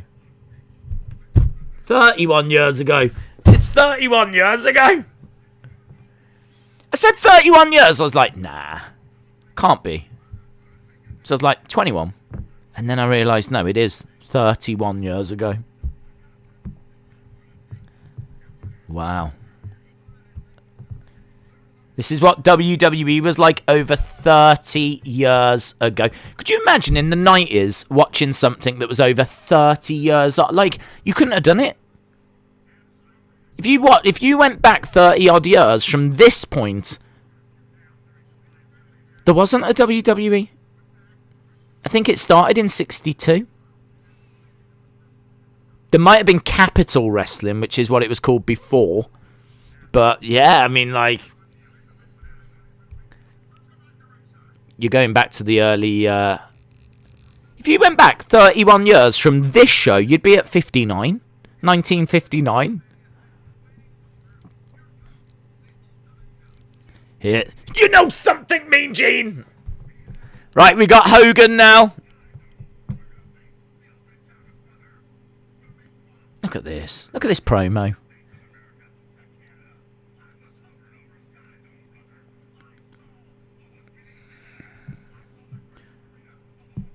I wish Pete Dunne would sit down, just watch tons of promos.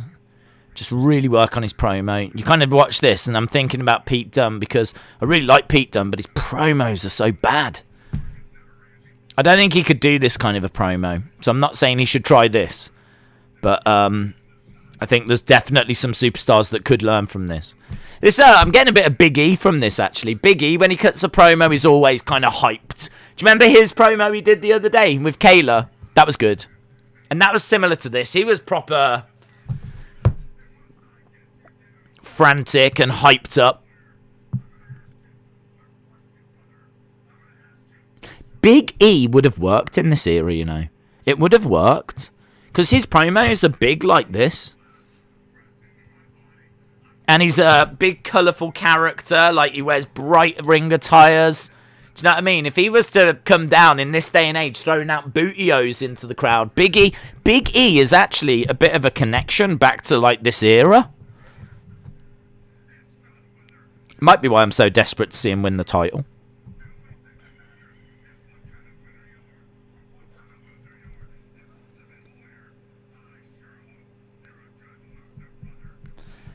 I sure hope you're a good loser, Ultimate Warrior.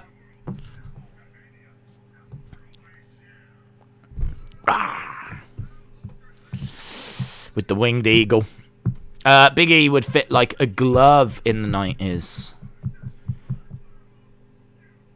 Whoa, look at the warrior man. Come on. Hogan!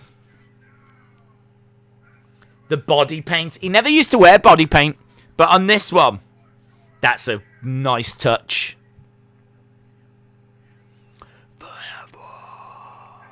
I love the face paint. The fact that he's got that shape around his face, and then he's got a little one just here. If you look, can you see under the eye? He's got a little yellow, the same shape. The same shape that's on his chest is the same shape that's on his face, and he's got a little yellow on there as well. It looks awesome. Look at his hair. No one's got hair like that anymore. No one's got hair like that anymore. Why has no one got hair like that anymore? Look at that hair. Hulk Hogan. Look at that yellow belt as well. Intercontinental Championship on a yellow strap. Beautiful. Hulk Hogan. Hulk Hogan.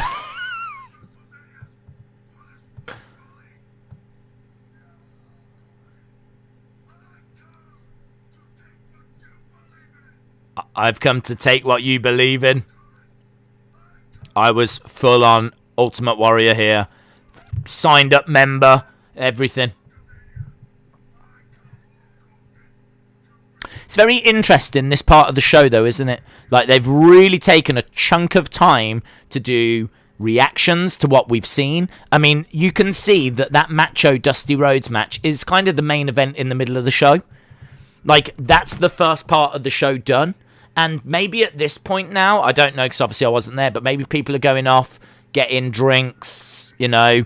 The action will resume in 10 minutes' time. Go to the toilet, get some drinks, get another refill of popcorn, hot dog, all this kind of stuff. And whilst people are doing that, they're just running loads of promos. But what it's doing is it's giving you the reaction from what happened, but also setting up what's to come. And obviously we're hearing from Warrior, we're hearing from Hogan. Don't get that. We don't get that these days. I can't imagine or remember a chunk of time like that in the middle of the show these days where they do this. Right. Orient Express.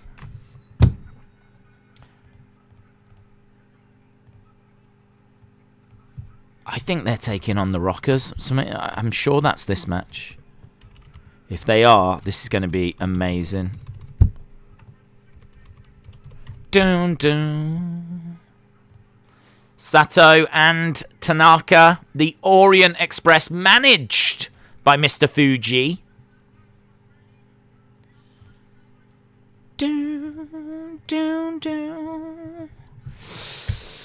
I used to argue with my friends as to who had bigger muscles, Warrior or Hogan. James Chadwick said, did anyone ever understand any Wario promos? No. Isn't there one where he's like talking about a plane? There's one where he's talking about a plane that's about to crash and he's talking about opening the door like to the cockpit and grabbing the controls and all this kind of stuff. I love that promo. I haven't got a clue what he's on about, but it's brilliant. Here we go. Here we go. Dun, dun, dun. I kind of feel like the Rockers should have come down, running down, but I suppose you can't really do that because of the Warrior, but Marty Jannetty, Shawn Michaels in really cool like yellow attire with like blue kind of splashes on. They did make this attire as a Jax set. You can get these as Jax figures. Never did them in Mattel.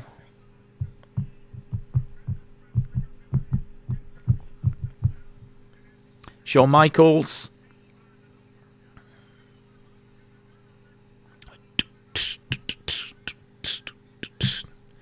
This was WWE's Rock and Roll Express. So the Rock and Roll Express, massively popular around this time. Not in WWE, outside of WWE, NWA. But just like how Demolition were WWE's Road Warriors, the Rockers were WWE's Rock and Roll Express. They never touched on that during the documentary. They never admitted that. But they did show an article during that Shawn Michaels documentary where it says that the Rockers have gone from imitators to innovators. And they showed that article. But I'm sure what that article is actually saying is that they were imitating the Rock and Roll Express, but now they're innovating.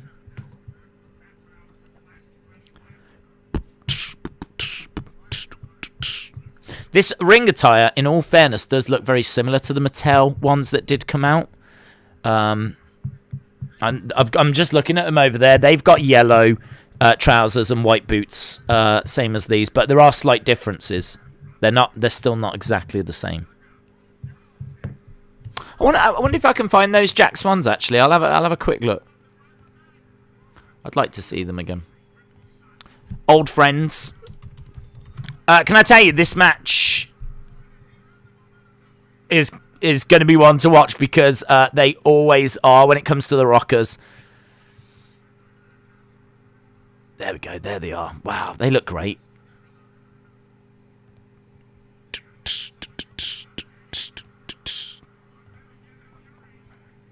So these were classic superstar figures of the Rockers. Hang on. Look at that. Look at them. Ooh. I'm not sure if that looks much like Marty Jannetty, in all fairness. I'd say that's a bit... But I think the Shawn looks like Shawn. I think the Shawn looks like Shawn. And the ring attire looks really cool. I mean, honestly, if you've got a wrestling figure collection and you've got them on your shelf, it's pretty cool, isn't it? They are great figures. But yeah, I'm not sure the Marty looks like Marty now that I'm seeing him again. But the Shawn, I can see Shawn in that face. They've been very kind with the muscles as well, haven't they? But great figures. Great figures. Marty down on the outside. The Rockers were a copy of the Rock and Roll Express even before they started in WWF. They were in the AWA. Good knowledge, Jimmy. Into the ring goes Marty.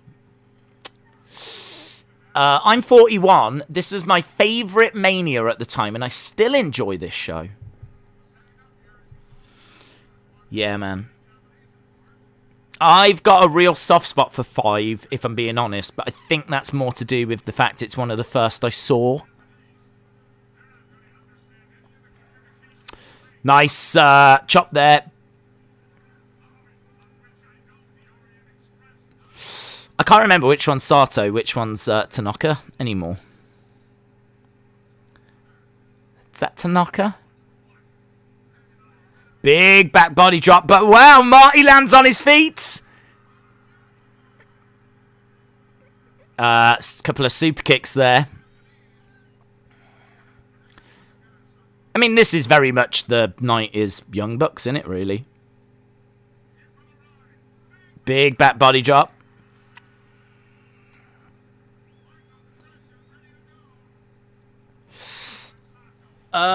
They were called the Midnight Rockers.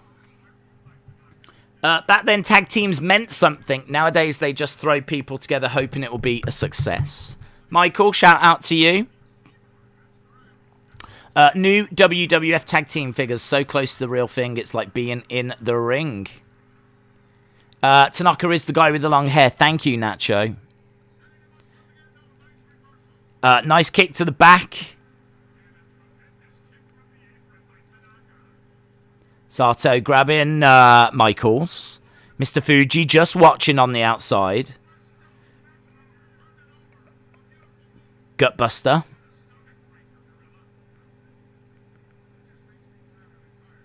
Gorilla Monsoon says, watching this just makes me glad I'm retired.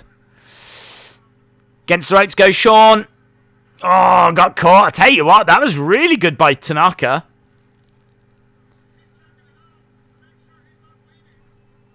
Shawn getting nailed there into the corner. Isn't it funny to think that this is one of Shawn Michaels' WrestleMania matches? This is Mr. WrestleMania in a match against Tanaka and Sato. The Orient Express.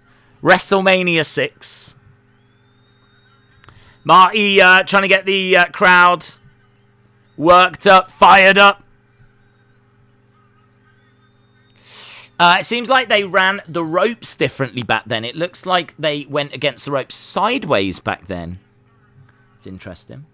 Austin says, wasn't Sweet Chin Music not Shawn Michaels' finisher at this point, or am I wrong? No, I mean, like, when he first started as a solo wrestler, I don't think the super kick was. There are other moves that he finishes matches with early in his solo career. So, I'm not sure with the, I mean, like, nah, not with the Rockers. They were just using it mid-match. It's something that I think comes into it more when he's the Heartbreak Kid. And he does win matches with it, but it's not his go-to finisher all the time when he's first starting solo.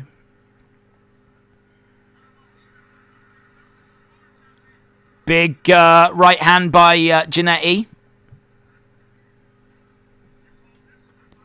But it's a move that he would always use. It's still his a signature move, I think is fair to say.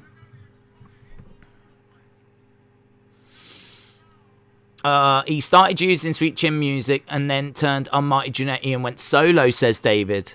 Sean had a back suplex as his main finisher when he went solo, says Nacho. Ant says, do you think Seth needs to turn back face to his Architect and Beast Slayer character to defeat Roman? His Messiah character is stale. I wouldn't do it yet. I don't think Seth should be the one to beat Roman.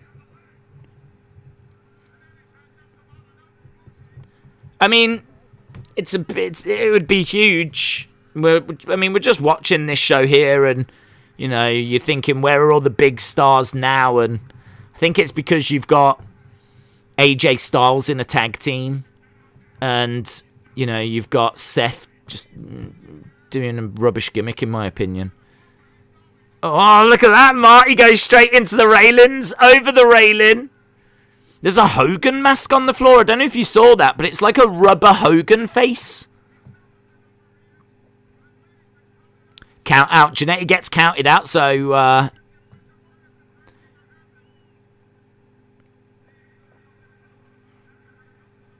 the salt being thrown in his eyes. Orient Express get the win.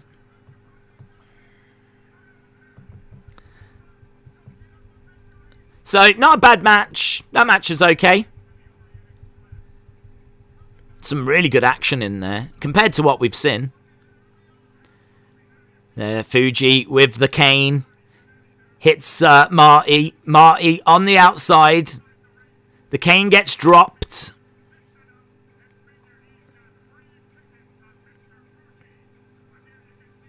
Sato with the salt.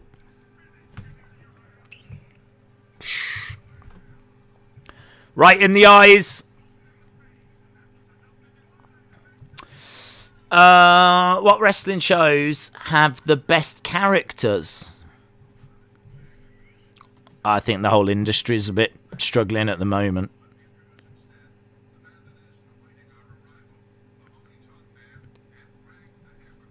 Honky Tonk Man and Craig the Hammer Valentine. Rhythm and Blues. Here's Rhythm and Blues. Look at Honky Man. Look at what he's wearing.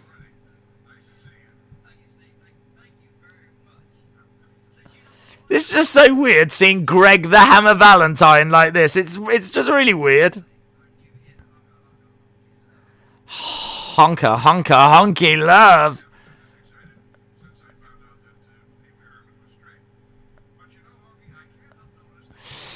André turning on Heenan after the match against Demolition is a great moment at this Mania, says Nacho. It's crazy how exactly 20 years after this show was Michael's last WrestleMania. Yeah, that is crazy.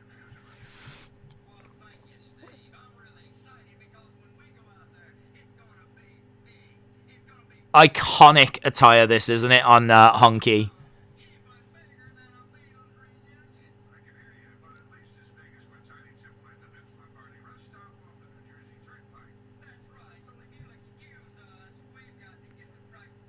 He says, if you excuse us, we got to get to practicing.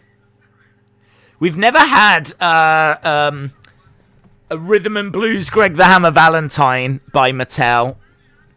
I think there was a very rare one made by Hasbro. Look at this. Dino Bravo, absolute legend.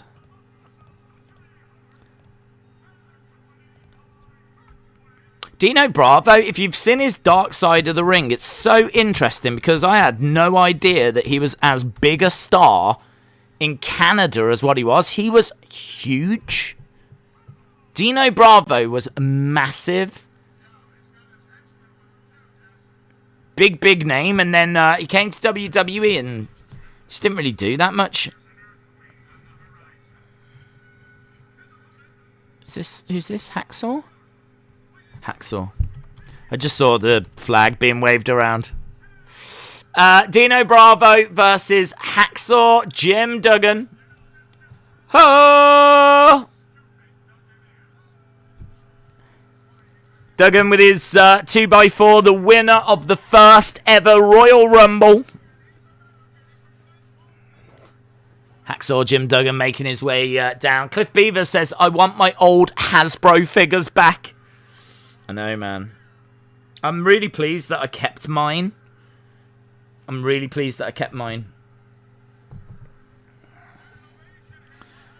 Oh. But, yeah, I haven't got some of the accessories anymore. I've no idea where they went. I mean, I never would have thrown them away or anything, but...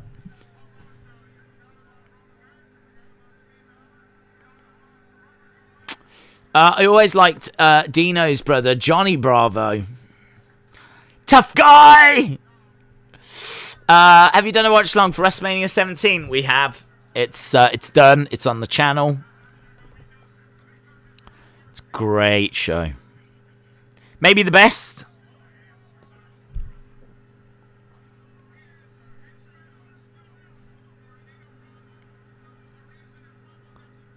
Right, Hacksaw with his 2x4. He's got his sights set on Dino Bravo. Jimmy Hart and Earthquake.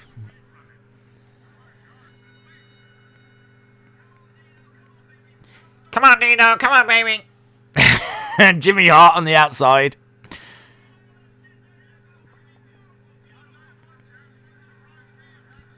I don't know if they had big plans for Dino Bravo or what the plan was, but it never worked out.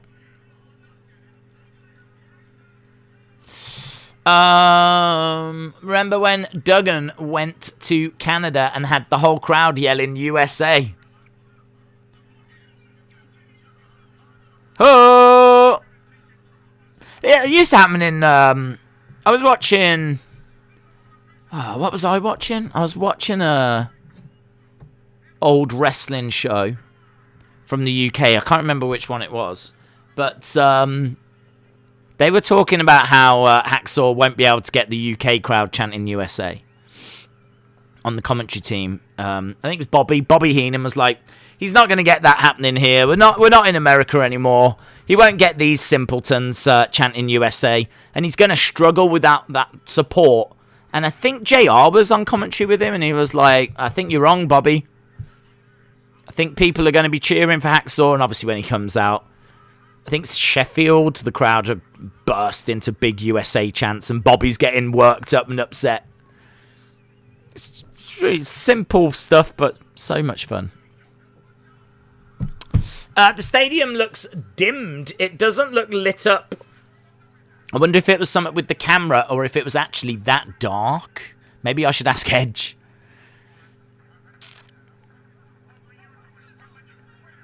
I reckon they could have. I reckon they could have lit it better than that. I like it like this, to be fair. You can see the crowd, but they don't distract. And, you know, the lights are all on the ring. Big boot to the midsection. It's just nice watching a wrestling show with a crowd, isn't it? Proper big crowd. It's a nice reminder of the energy that they can bring. And this has been a great crowd. This has been a great crowd. Dino Bravo choking Hacksaw Jim Duggan.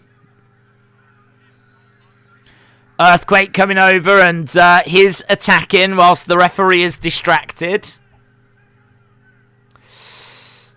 Right, let's have a look at what Meltzer gave these. Let's go down. So Meltzer scored Oh, man, I think that's harsh. Randy Savage, Sensational Sherry versus Dusty Rhodes and Sapphire, 1.5 stars. I think that's really harsh.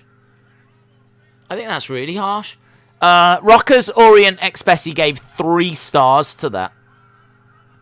3 stars to Rockers Orient Express. And this one, Jim Duggan, Dino Bravo, 1.5 stars. We've got apparently 4 matches left. 4 matches left.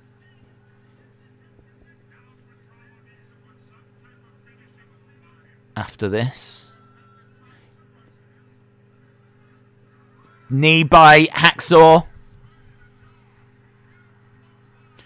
Good clothesline by Hacksaw. Another one as well.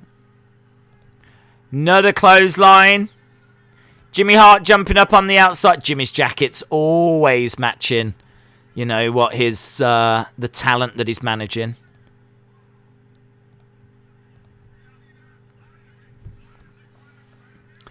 He tries to throw in the 2x4. Jimmy Hart chucks in the 2x4. Dino Bravo trying to grab that, but Hacksaw snatching it off him. Boom! 1, 2, 3. And of course, the referee turns around at that point. I wrote a letter to Hasbro when I was a kid because I couldn't find André or any of the first series Hasbros. They actually responded with a polite letter. No way. That is cool. Dude, that letter, you should keep that letter. It's a nice little collectible, that. An actual letter from Hasbro talking about the figures from that time. That's a nice little item.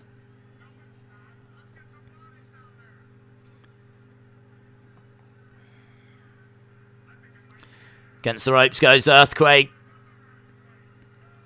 Boom.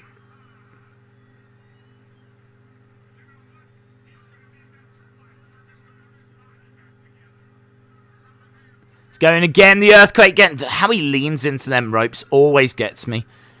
Really? I know I spoke about it earlier, but it's so... I just don't know how the ropes don't break.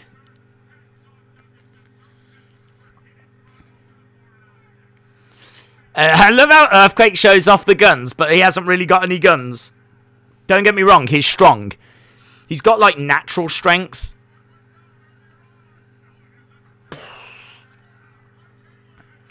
Gorilla Monsoon thought that was a replay. He's like, this is what happened earlier. But Jesse's like, no, it isn't. This is happening now. It's another one.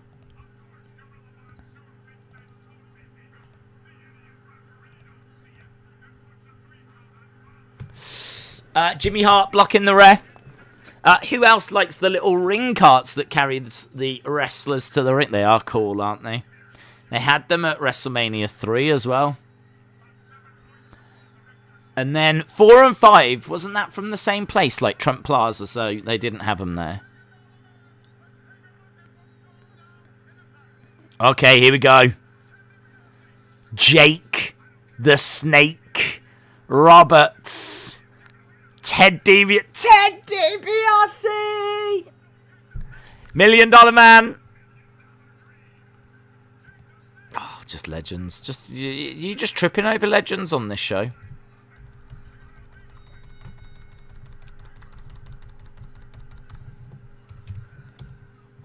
There's the $1 Million Championship. Virgil in the ring as well. If you want it, come and get it. Jake came down, tried to get it. Clothesline. Ted DiBiase goes over the top. Fantastic ring attire on Jake the Snake.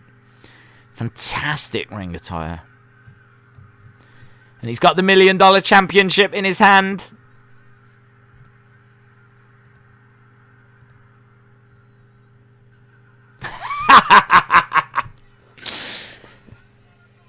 $1 Million Champion. Look at that. I've never seen that case before. Look at the case that it comes in. $1 Million Championship match. Virgil on his way down. Dun, dun, dun, dun, dun, dun. I wish $1 Million Man on Wednesday would come out in that suit. He might not be able to squeeze into that suit anymore, I'm not sure, but I'd love it if he came out in that suit. Dun dun dun dun dun. Dun dun dun dun dun.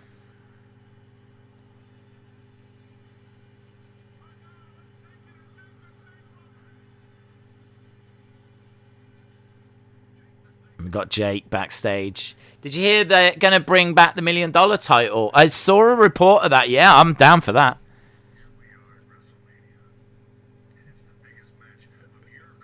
I'm down for that. That title being about to be defended here at WrestleMania 6.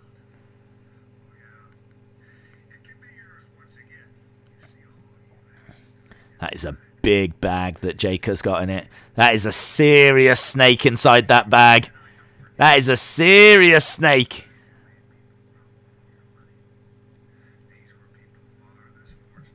You made people grovel for your money. These were people less fortunate than you.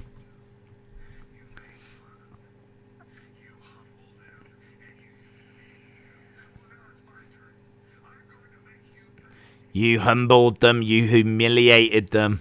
But now it's my turn.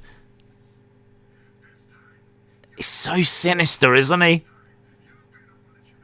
Look how close we are. Look at the camera. Look how close.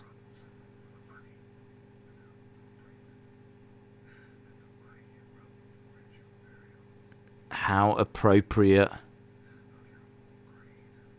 The money that you grovel for will be your very own. You are a victim of your own greed. What a promo. What a promo. What a promo. Da-down, down. Right, $1 Million Man in the ring. $1 Million Man. Funny, funny, funny, funny, funny. Love Jake Roberts' entrance music back in the day. Well, about to hear it again. $1 Million Man in the ring. In that great black and gold suit. $1 Million Championship in a great case that I've never seen before. Here comes Jake.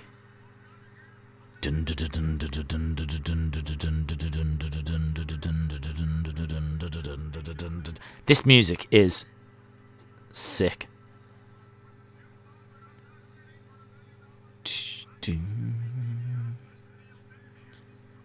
It's got like a sinister undertone to it, but it kind of still drives along.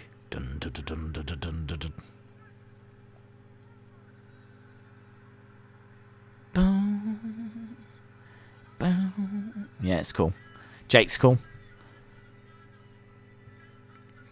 Do you know, it's funny though, because he's an awful person. Just like Warrior. But he's still so cool. I wonder if it's because like Warrior's thing didn't age as well. Perhaps like because like now we know his matches were short because he couldn't wrestle. Whereas, you know, clearly Jake could wrestle. And his promos as well. Like, you watch Warriors and they've got such energy and everything, but you don't understand them. But you listen to Jake's and you just... Against the ropes goes Jake. Nice shoulder tackle. That's a big snake he's got on the side of his attire. I don't remember this attire. Yeah, I wouldn't say this was like classic Jake the Snake attire. I don't remember it at all. $1 Million Man rolls out the ring. Can anyone confirm the lady that the $1 Million Man made bark like a dog was actually Linda McMahon? I don't remember seeing him make a lady bark like a dog. In fairness, I don't remember too many of those little skits. Obviously, the basketball one with the little boy is quite famous now. But I can't remember. I don't know. I'd have to Google that. I'd have to watch that clip. Hip toss. Tries to drop an elbow, but DiBiase moves out the way. This is two great workers. DiBiase can go, man, and Jake can go. And there's the snake in the corner. Jake looking for a DDT, but Ted DiBiase gets out the ring.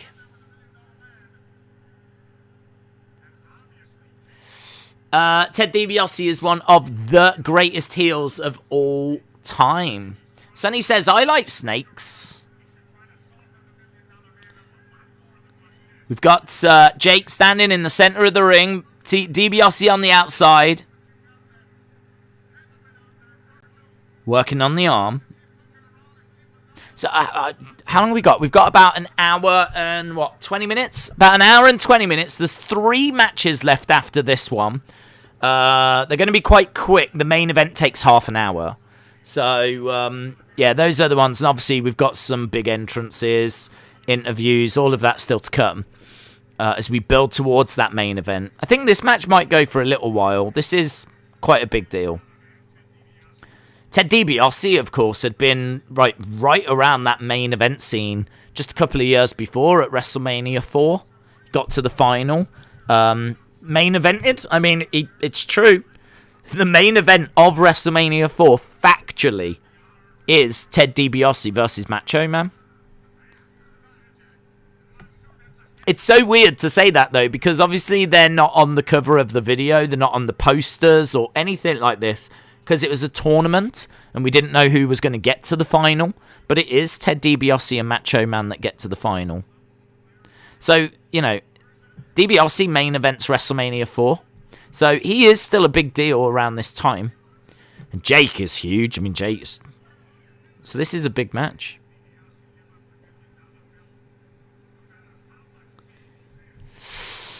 I remember when Vince made Trish bark.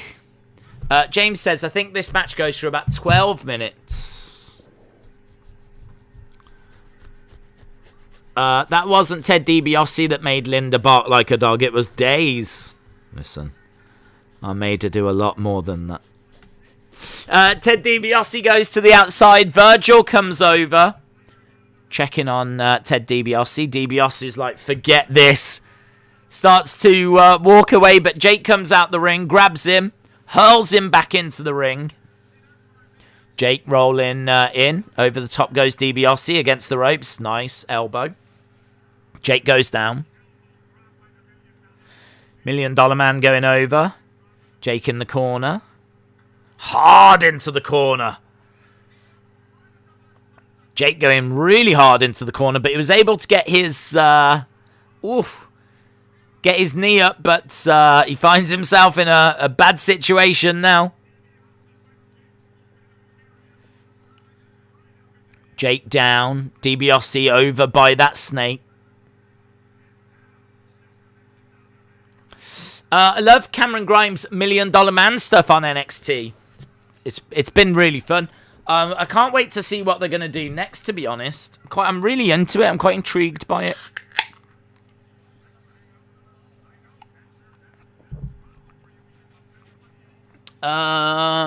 There's other things can't be discussed in the chat. Well, that is true. I wouldn't bring them up, Jimmy. Don't worry about that, mate.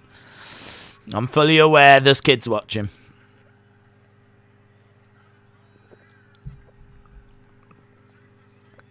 Right, DiBiase in control, dropping a few elbows in the back of Jake's head. Virgil used to sell signed photos of himself at subway stations in New York. Crazy. I mean, I would have bought one, but still crazy. Did you know Hogan wanted to turn on Warrior after the match, but Vince said no? I had a feeling that Hogan was going to hit Warrior with the belt back then. Oh, really? I didn't know that. I know Hogan didn't agree with this and didn't think that Warrior was the right person and didn't think it would work. I didn't know that he wanted to attack him after the match.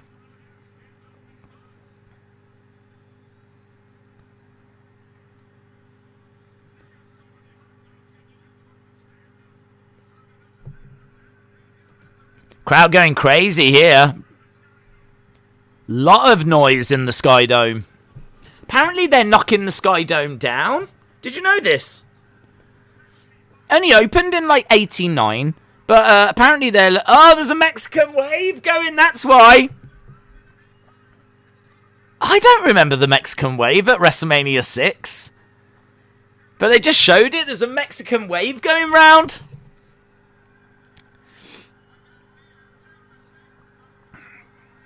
Yeah, I tell you what, man. The crowd are into this. Just having fun.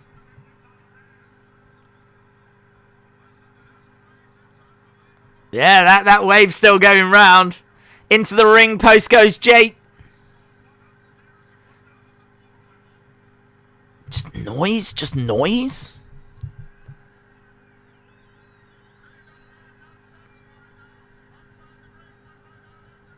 I'm such an important fan. They're doing a wave. Hogan kicked out so Warrior wouldn't win clean. Where's the beach ball? Jesse said, look at the reception this crowd are giving the $1 Million Man. Some good heel work there. It is deafening. You can hardly hear the commentators. Pile driver by $1 Million Man. I mean, I don't know if that's a good sign, in all fairness. Like, if they were into the match, they probably would be into the match. But maybe the match has been a little slow for them, so the crowd are entertaining themselves.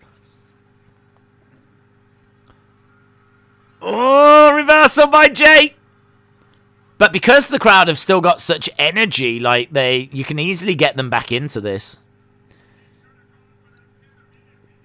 Knees coming in by Ted DiBiase.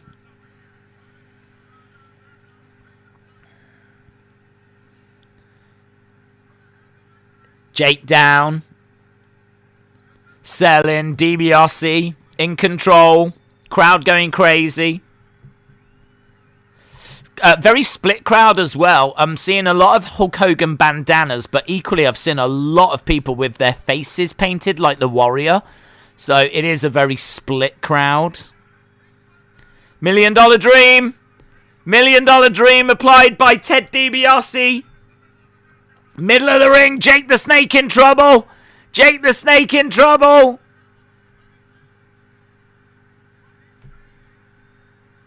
Fading. Jake's fading. Goes down to one knee. Oh, he's down, but he's got his foot on the rope. Jesse said he took the cheap way out. I wonder if Edge did the wave. Oh, I bet he did. I bet he did. I bet he started the wave. Even back then, he was working the crowd. 1, 2, kick out by Jake the Snake. DiBiase very frustrated here. This is one of the longest Ted DiBiase matches I've seen.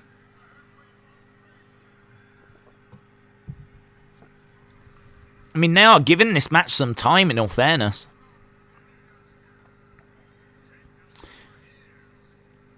DiBiase on the middle, looking for a double axe handle, gets caught. Crowd loving it. Jake starting to come back. Clothesline. DiBiase goes down. Picks up. Inverted atomic drop by Jake. If he hits DDT, the place will explode. Big clothesline. That's what people are waiting for. He's even got it written on his attire. If you actually look at his tights, on the snake it says DDT. Big back body drop. He's going to call for it. He's asking the crowd if they want to see it.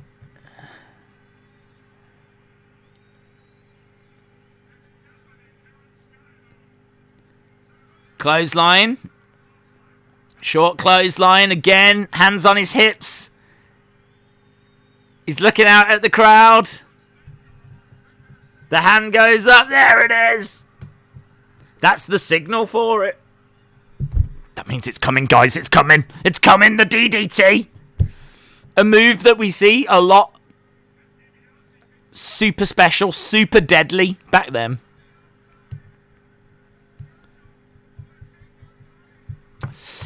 I liked Undertaker versus Shawn. It's a great match. Didn't DiBiase hold the most appearances in Royal Rumble at one point? I'm not sure, to be honest. We never got that DDT, by the way. Ted DiBiase is on the outside. Virgil picks him up, chucks him back into the ring, though. Referee counting. It's a count-out win. Count-out win for DiBiase. Oh!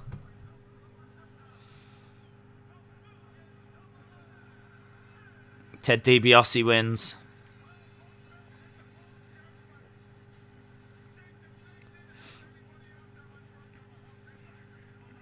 Well, there we go. Count-out win for Ted DiBiase. It was a little bit flat, really. Kind of, you're waiting for Jake to come back, and then it's like, oh. It's such a shame, because the crowd was so into that, weren't they? The crowd was so into it. Like, they're doing Mexican waves like that. You really want to give them something to get their teeth into.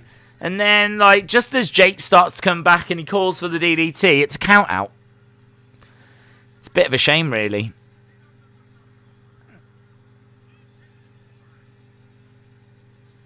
I feel like the energy has gone.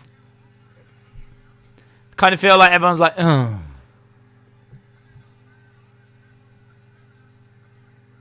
I mean, it's not going to matter. We're going to get back. Make no mistake about that. We've still got our main event to come. Jake sliding in. Double clothesline. $1 Million Man. Money goes up in the air. He hurls Virgil into the $1 Million Man. Virgil trying to grab that $1 Million Championship and get out of there. He's gone. He's took the belt. He's running. Virgil running with that championship. Oh, there it is! DDT hits. Jesse Ventura says, too little, too late.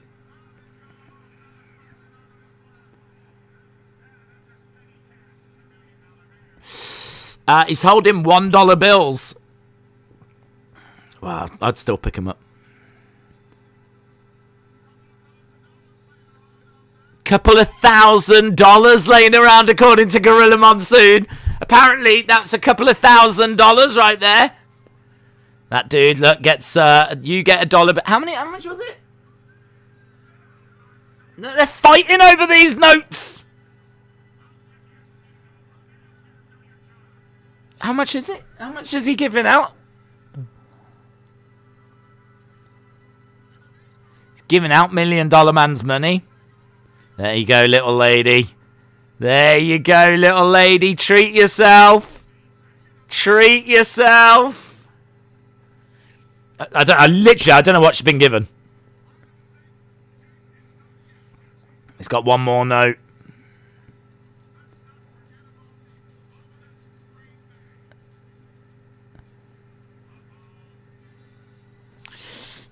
That was 100. It was 100!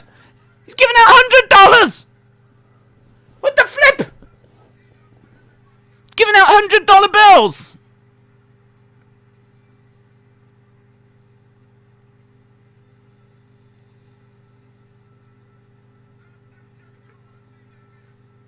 That's a big bag. That's an extra big bag. Virgil trying to run back down. Well, he could have left the $1 Million Championship back in the locker room. Virgil grabs Millet. Look at the size of that snake. Look at the size of that snake.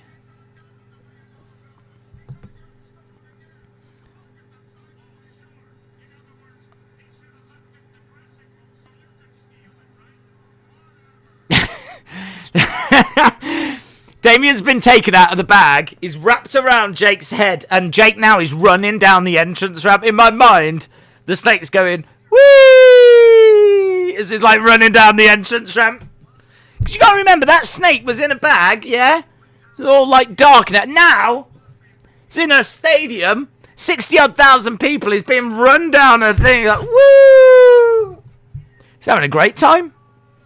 It's like a roller coaster ride for that snake. Oh, it's Akeem! It's Akeem! Oh, I love Akeem. I was looking for my Hasbro. It's right there. My mate man. Ah, come on, guys. We've all gone through this phase in our lives. You know, when you look back in your history, your heritage, you find your connections to Africa, and you completely change your whole lifestyle and become an African inspired superstar. Look at this. Look what he's wearing. He was one-man gang. He used to wear, like, biker stuff. And then all of a sudden, like, he realised he had African heritage, and he went very much like Apollo. Boss Man, one of my favourites as a kid. The big Boss Man. This Boss Man is so much better than Attitude Era Boss Man. It's just not even comparable. This face Boss Man with the blue shirt is like GOAT status. And heel Boss Man in the black SWAT stuff. Trash. I don't even recognise it. But look at this Boss Man. He's proud to be an American.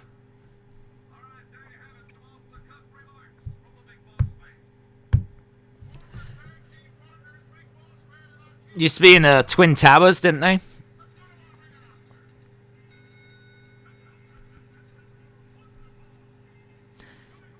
That music. Dun, dun, dun, dun, dun. From deepest, darkest Africa. I mean, everyone's like, what? This made no sense to anyone, by the way. If you are watching this going, how did people, like, get into this? They didn't understand it. I didn't understand it. I loved it.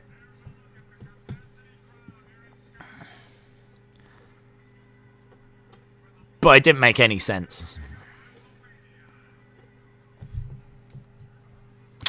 Bossman will make you walk the line. You better watch your back. You'll be serving hard time.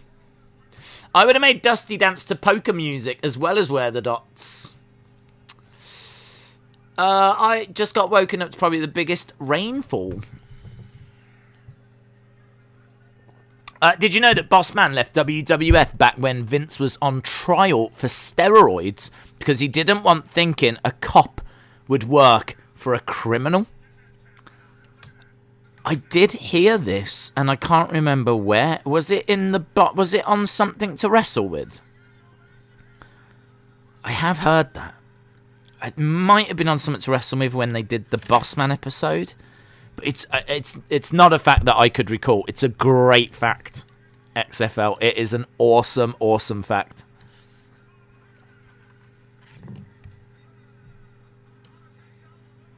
Looking for trouble. He'll be coming after you. You're so hard time. Got the nightstick in his hands. One of the first matches I ever saw in wrestling was Boss Man versus Nails. Nightstick match. Blew my mind, man. Blew my mind. Boss Man can't be bought. Pretty sure we need a little apostrophe there, but don't matter. In fact, we do need an apostrophe because can't is short for cannot. What's going on, Canada? Hey, what's going on? Hey, there's Ted DiBiase. Ted DiBiase, clothesline to the Boss Man. Ted DiBiase, that's weird. It's weird, isn't it? Seeing one match kind of bleed into the next one. So Ted DiBiase has stuck around after the Jake the Snake match, and now he's attacking the Boss Man. Elbow drop. Nightstick match, that sounds sexy. It was sexy.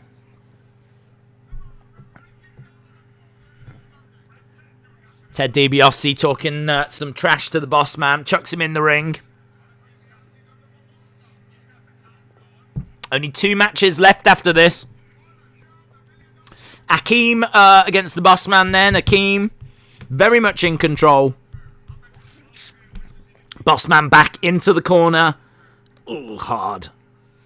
Big splash. These two used to be tag team partners in a team called the Twin Towers. Nice kick out by the boss man. Big strike by Akeem. And again. Boss man going again. Look at boss man selling, man. Look at boss man selling. He was out on his feet then. That was really sick, actually. That was really sick. He was out on his feet. You've got to really know where you are in relation to the ropes to do that. But he is like out on his feet and he goes backwards and bounces off the rope and comes back. But it's not as if the rope was like right behind him. He had quite a way to go. That is sick. That is a sick moment. Oh, he tried to pick up Akeem. He couldn't quite do it. He tried to do an inverted atomic drop, but he couldn't do it. It was a bit botchy there. He's got Akeem. Smashing him into the corner. Akeem goes hard over to the other side. Look at the size of Akeem. Can you look at the size of the man? He's huge. He's absolutely huge.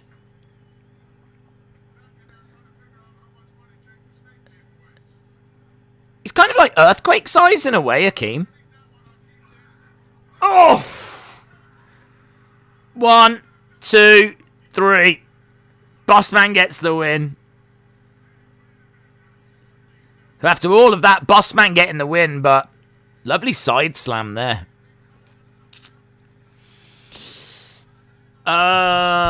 Weird Daisy's clock is 25 seconds from the timestamp I'm on. Raw will be... Have we... no, just no lag. I've got 22952. Yeah, yeah. Could be like... half a second out or something, but, I mean, no. It's there or thereabouts, in all fairness.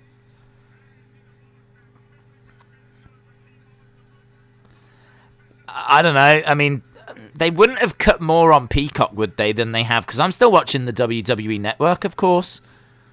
But they've cut the Roddy Piper match from this as well. So, Roddy Piper Bad News Brown has been cut. I wonder if it's something to do with that.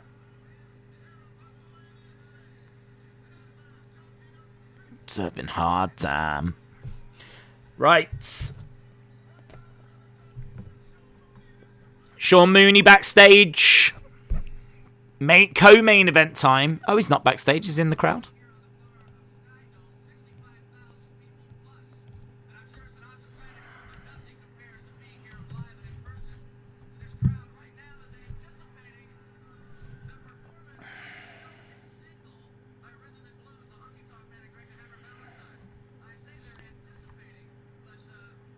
We've got the new hit single by Rhythm and Blues. Is that the next segment?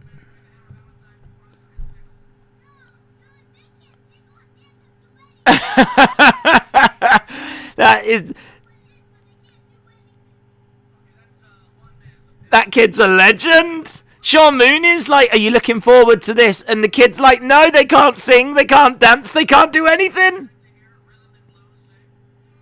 Oh, she's excited. Oh, she knows the song. Honka, honka, honka, honky love. She knows the song.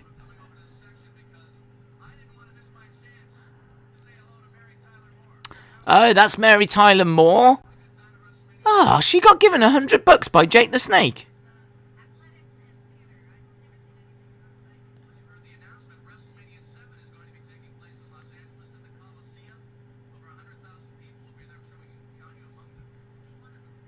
She says, I'll be there.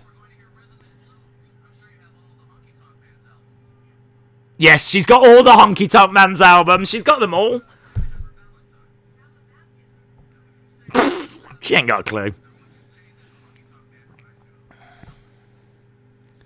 Sure. Elvis. Yeah, both of them are like Elvis. Stop talking to me, please.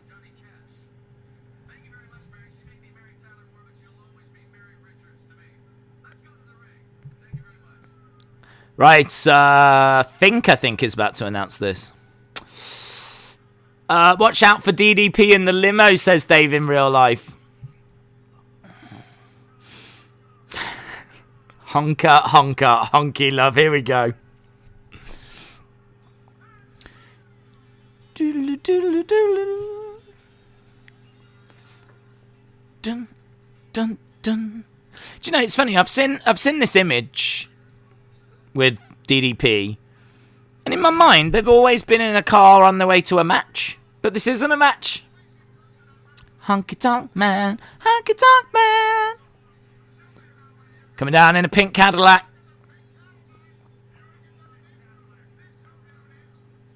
As cool as this is, I bet it was a nightmare to back up. As cool as it is coming down slowly and everything, the bit they don't show you is the bit where he's having to go like this, trying to get it all the way back.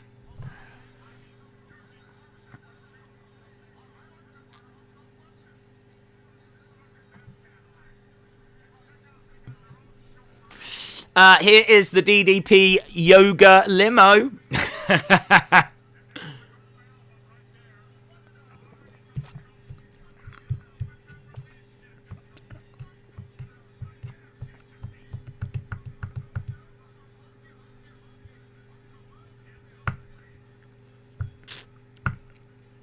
Greg, Honky, Jimmy Hart jumping out the pink Cadillac, getting into the ring.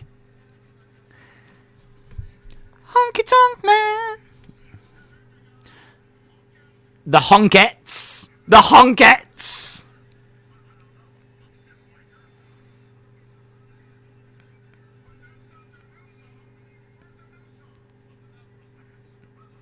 Right, here we go. It's time for the new song. I mean, they probably need to learn how to contour, in all fairness, because there's a lot of red going on here. But they've not blended, guys. That's what they've not done, the old Honkettes. You've got to blend. It's all about blending. Looks like they've been getting makeup tutorials from, like, Krusty the Clown.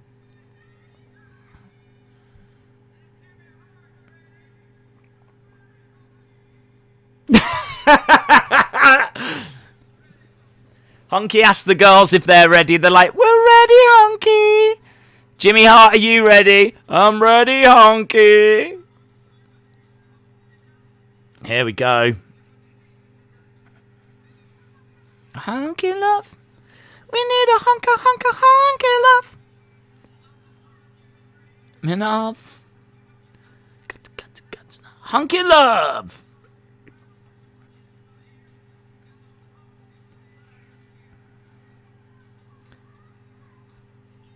It's all out of time and awful.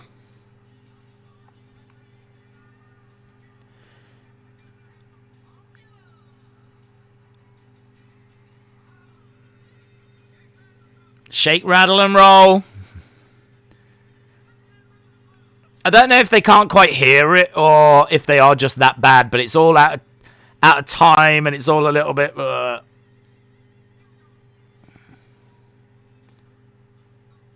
Probably would have been better if they just played it like a recording and then just mimed it or something. I'm not sure this is one of the all-time great WrestleMania moments, let's put it that way.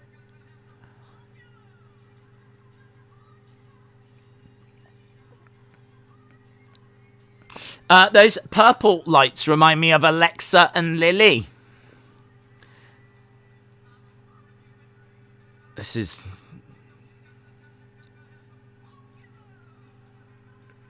something. This is... tell you what, guys. Yeah, if you want to treat the little lady to summer, stick on a bit of honky love, yeah? Oh, they'll love that. You know, nice little meal. Get a bit of wine. Have you had a tough day at work, darling? It was a bit stressful. Don't you worry, I've got just the thing. Hit play. Just put this on. that exact performance. Play that.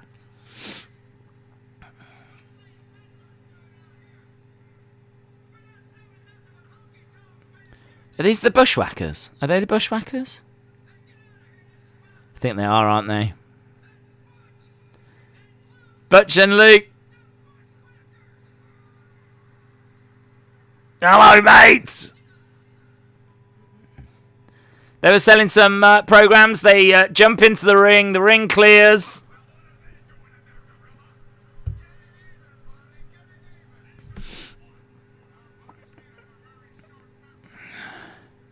The guitar in there. They both grab a guitar. They can't do any more. They can't create any more damage than that segment has just caused.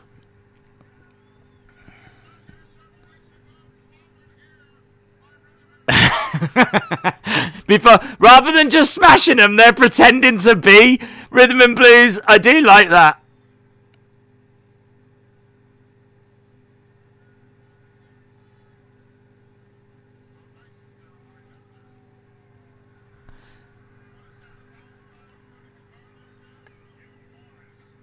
Boom. Guitar's getting smashed up.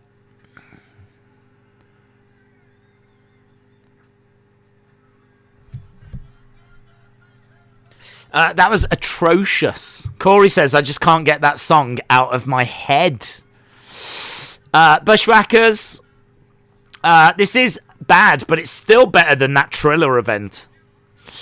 I'm watching this on Peacock. Hey, look, there's some guys in Ultimate Warrior face paint. I love the Bushwhackers. I love how they don't just come in and just trash it. Like, they're first of all pretending to be them, and they're just like having a little bit of fun with them at first. Look, he's still having a go. He's only got the neck. The rest of the guitar's gone, but he's still like...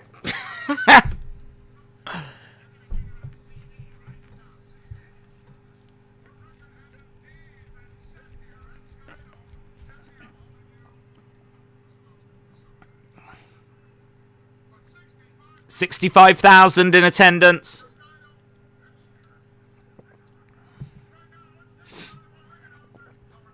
Howard Finkel. Ladies and gentlemen, applaud yourselves. All-time attendance record.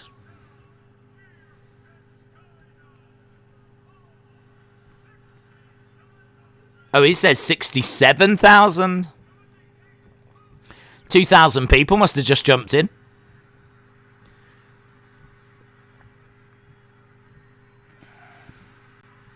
Looks great, doesn't it? In all fairness. Looks...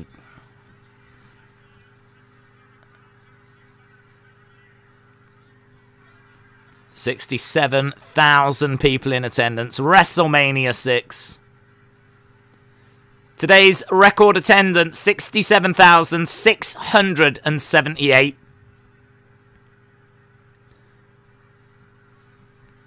And here comes Ravishing Rick Rude. This is our co-main event. Co-main event time. Ravishing Rick Rude making his way down.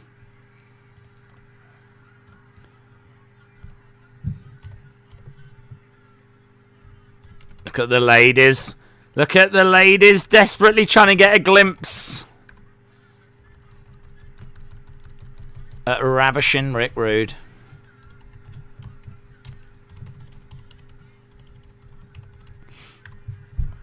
I don't know who he's facing. I need to have a look.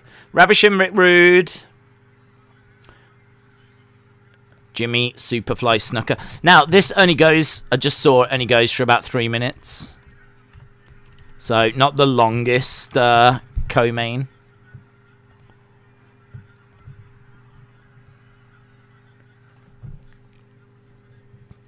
Simply Ravishing. I don't remember his ring attire for this one. I'm looking forward to that because his ring attire was always exceptional.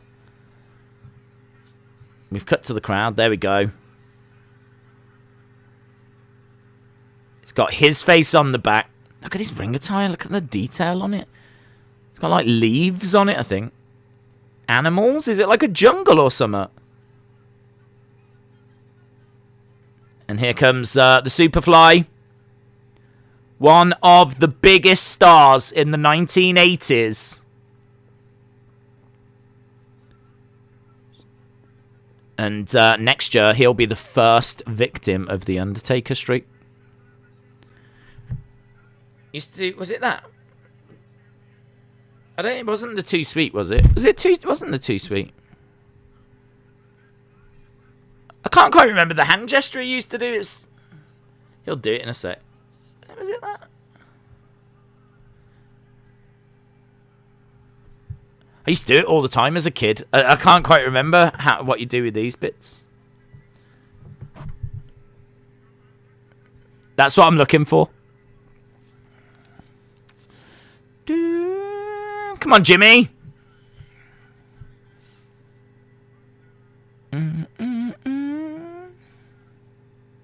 Snuka making his way down. This is our co-main event. We've got Ravishing Rick Rude in the ring. Jimmy Superfly Snuka. Superfly.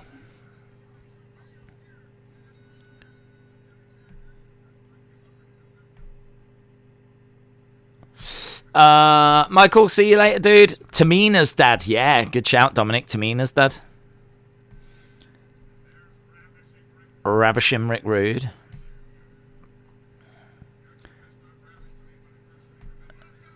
Strike from behind by Ravishing Rick Rude. I might not get an answer on my Superfly hand gesture thing. Rick Rude jumping the Superfly. In fairness, you should really come to the ring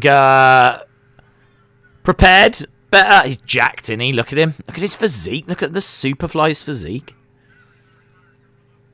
Against the ropes goes Rick Rude. Picks up. Superfly. Doing a bit of mocking of Ravishing Rick Rude. Superfly, when I look at Superfly, I get Mad Pack vibes. Mad Pack vibes. It's not a comparison I've ever thought of before. Pack might be the modern day Jimmy Superfly Snuka. Dropkick over the top goes Ravishing Rick Rude.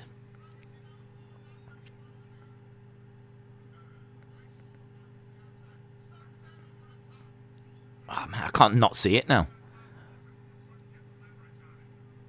Big strike by Jimmy Snuka. Against the ropes goes Rick Rude. No, caught. Ugh. Too bad his daughter does awful splat. Oh, she's horrific. She is horrific. Who are your top 3 AEW wrestlers right now? I would say Serena Deeb, the NWA Women's Champion, and the woman that used to be in Straight Edge Society. Those 3. Which is just a different way of saying Serena Deeb 3 times. Against the ropes goes Superfly. Big back body drop by Ravishing Rick Rude. Yeah, in my mind, it's like Serena Deeb and then everyone else. She is just... I've not seen her have a bad match yet in AEW. She is just disgustingly good. So disappointed in WWE for letting her go. Not surprised, I'm just disappointed. Superfly goes down. Rick Rude under the legs of the Superfly. Superfly's going to go up top. He's pointing to go up top. Right, what are you going to do?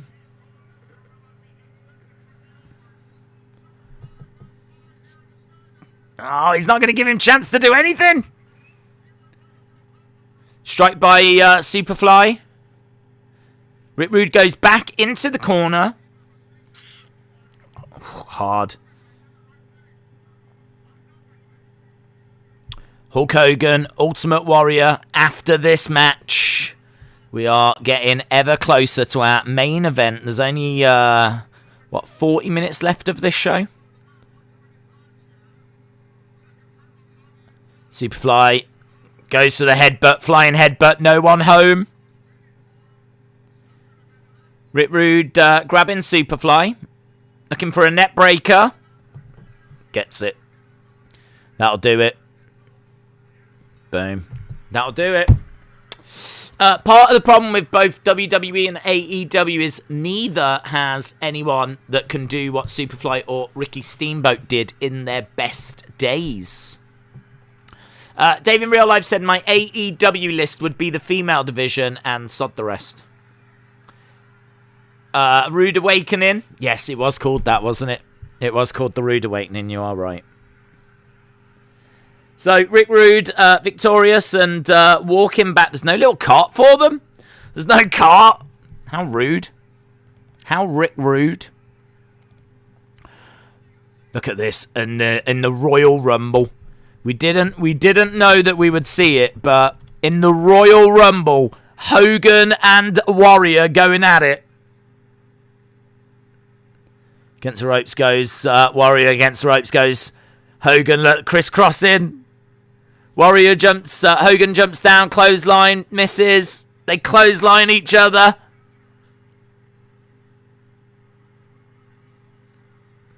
And then 1 week later, Perfect attacking Hogan.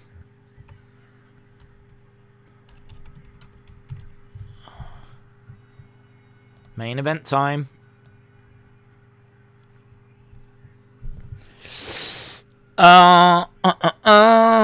Steve Lombardi could match Ricky Steamboat, says 1978 brand. He was in the dark match of WrestleMania 6. I forget who it was against, but Brooklyn Brawler was in the dark match. There was one dark match, and it was Brawler. Hogan coming down, saving Warrior from Earthquake.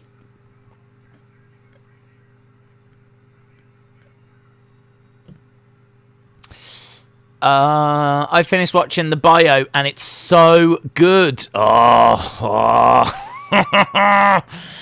can't wait, man. I cannot wait to watch that bio. I cannot wait. So so it's good. The reviews are in. The reviews are in, guys. The bio is good. Look at Earthquake in brown. Ugh, what's that? He looks like a giant poop. Oh, I don't remember. I don't remember that. Look at that. Earthquake in brown.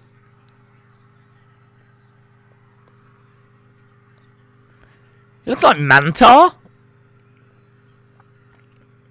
Warrior coming down to save Hogan. Hogan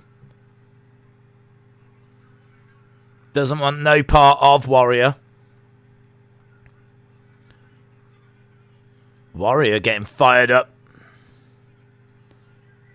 Oh. Crowd are cheering here. Warrior jumps out the ring, runs away.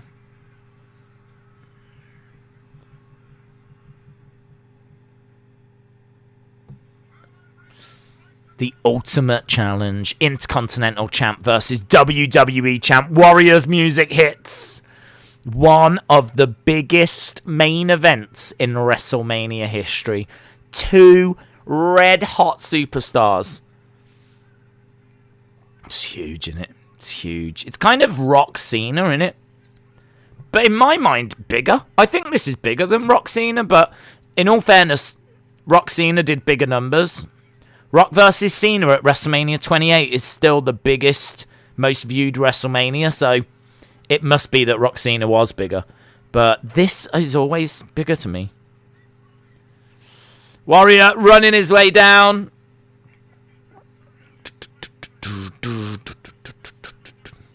So everything about his attire, the orange, the body paint, the face paint, the big hair, the colour scheme, the yellow strap on the IC belt. It's just all brilliant.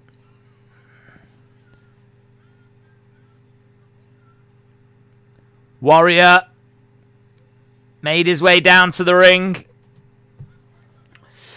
Cena, Triple H at 22, says Brendan. I went to a house show, front row, when I was a kid, and Skinner roasted me. It was awesome, says Cliff. It looked like he earthquaked himself.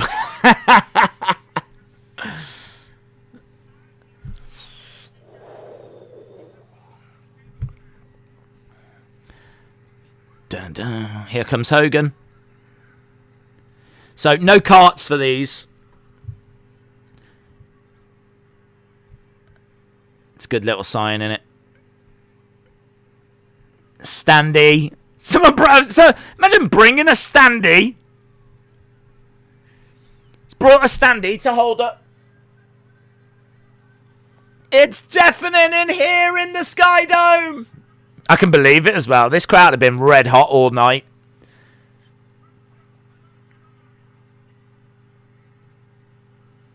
Hulk rules. Hulk Hogan is the ultimate champ. Guys, let me know in the chat, who are you supporting here? We all know the result, but who are you supporting? I was genuinely Team Ultimate Warrior. I didn't know the result when I saw this. Because even though I saw this after it had happened, I didn't know who won. I couldn't piece it together as a kid. Well, that goes to... I mean, I could eventually, but I was just getting videotapes from car boots whenever I saw them and however I got them. So I was kind of jumping all over the place, really. And then in your head, you're having to piece it together. So, look, when I got this, I didn't have a clue who was winning. I know who I wanted. Hogan was always USA. Do you know what I mean? All that kind of stuff, which is fine. I ain't got a problem with that. But it doesn't really speak to me sitting here in the UK.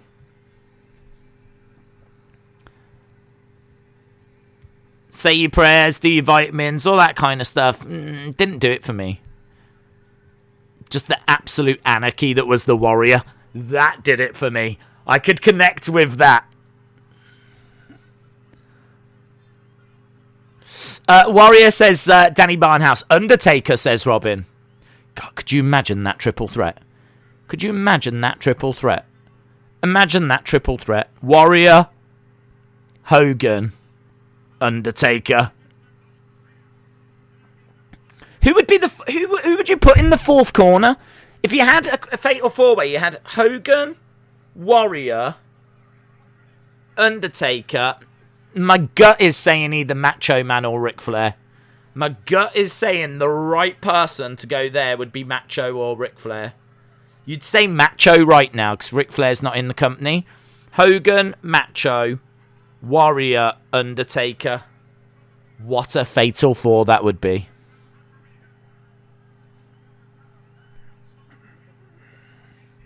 Yeah, I think it'd be Macho. Macho makes sense. He was the main event of WrestleMania 5. He has the retirement match against Warrior at 7. Undertaker's in at 7. In fact, at WrestleMania 7. At WrestleMania 7, you've got Macho versus Ultimate Warrior. You've got Hogan versus Sergeant Slaughter. And you've got Undertaker versus Jimmy Superfly Snuka. All four of them are on that same show. God, this is red hot, innit? This is red hot. Flair, says Danny Barnhouse. Flair, Macho Man. Both suck. Right there, pushing back and forth. We've got Warrior in the riddle. They're locking up. Right, we're underway. I don't know. I could have took another 10 minutes of build for this. It feels like we've gone into this match quite quick. The video package wasn't that long. I'm surprised there's no interview before they just go out. Sometimes we go to Mean Gene just before they go out. There was none of that. They probably had one eye on the clock, though. You know, they only have a certain amount of time to play with, so... Warrior wants a test of strength. Warrior's got his hand in the air. How long we got? We still got... We're doing all right for time. I think we've still got, like...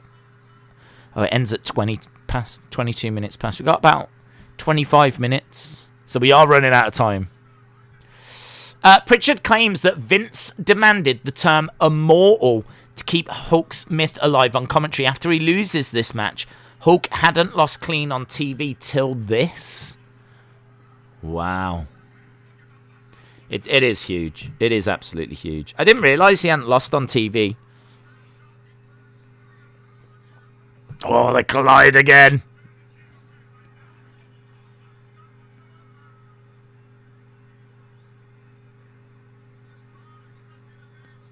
Warrior and Hogan.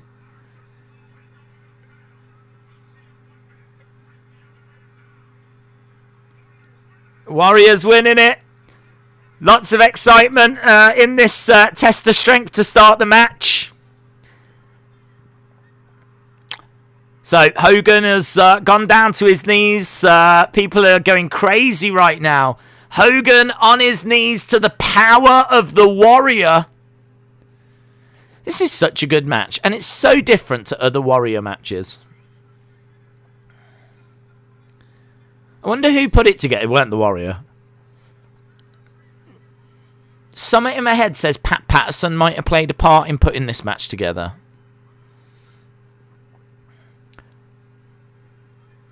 Hogan getting up to one knee. Trying to get back to his feet. And Hogan does get back up to his feet. Look at this. It is just like two... The best way to describe this is it's like two mythical gods colliding. It's like two mythical gods testing each other.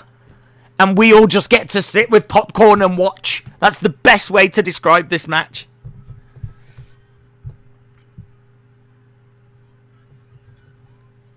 Just larger than life. It's Warrior now that's down on his knees. Did you see the new Asuka Funko Pop? I did. Yes, I did. Both guys did promos earlier in the pay-per-view. That was enough. They did. They did at like the halfway point after the macho thing. I'm always used to just seeing a final thought from Hogan. I mean, it's not really a criticism. I'm just surprised they didn't, I don't know, make that build a touch longer.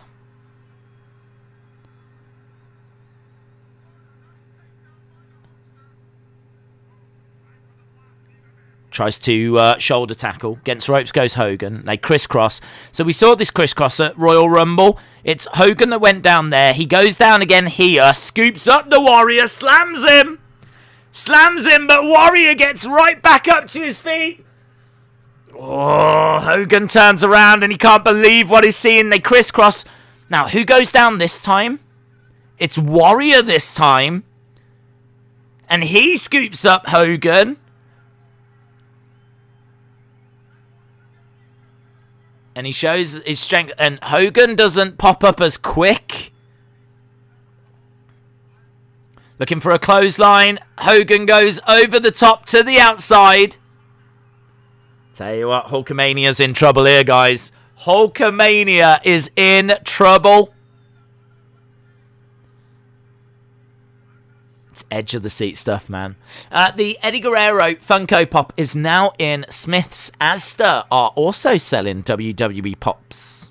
Shout out to you, Dave. Days, you look like Krusty the Clown. I feel like Krusty the Clown. Send in the clowns. Hogan's collapsed. Edward Brown, shout out to you. Austin says, Warrior doing a good job. Hogan is enjoying it. I know what that's in reference to. But this, we're highbrow. We're not going to go to those levels. Hogan's complaining about his knee on the outside.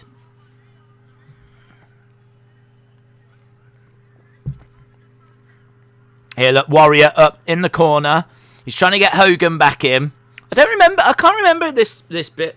can't remember Hogan being on the outside, like, complaining about his knee for so long. Back into the ring goes Hogan. He's complaining about that knee, and Warrior is targeting that knee. And Hogan trying to... raking of the eyes. This thing getting a little bit scrappy.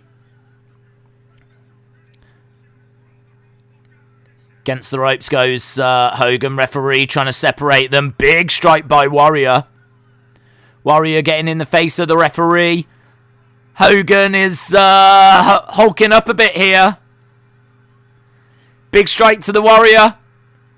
And again. Warrior back in the corner. Hogan hurling him to the other side. Follows up with a nasty clothesline. Nasty clothesline by Hogan. Looking for a few shots. He's got Warrior in the corner. Looking out at the crowd. Few shots to the head.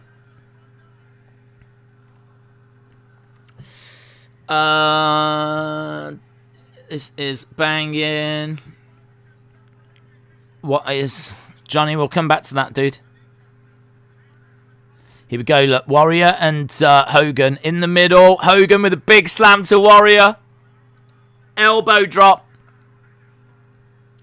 And again. 1, 2. Not the most convincing kick out there by Warrior.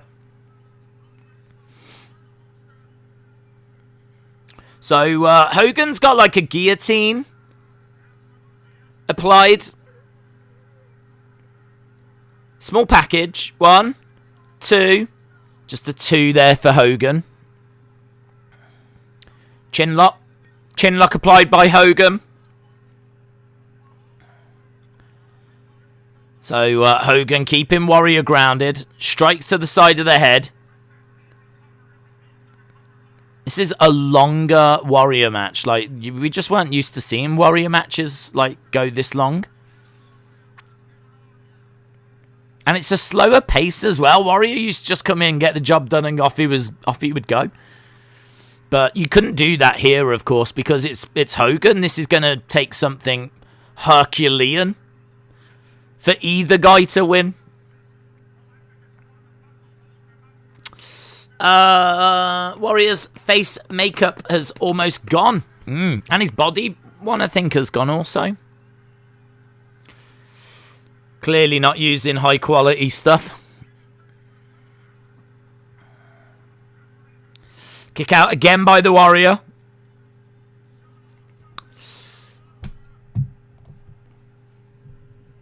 About 15 minutes left. Shoulder breaker by Hogan. 1, 2. Kick out by Warrior. So real sequence here of Warrior having to dig deep. Kick out of these.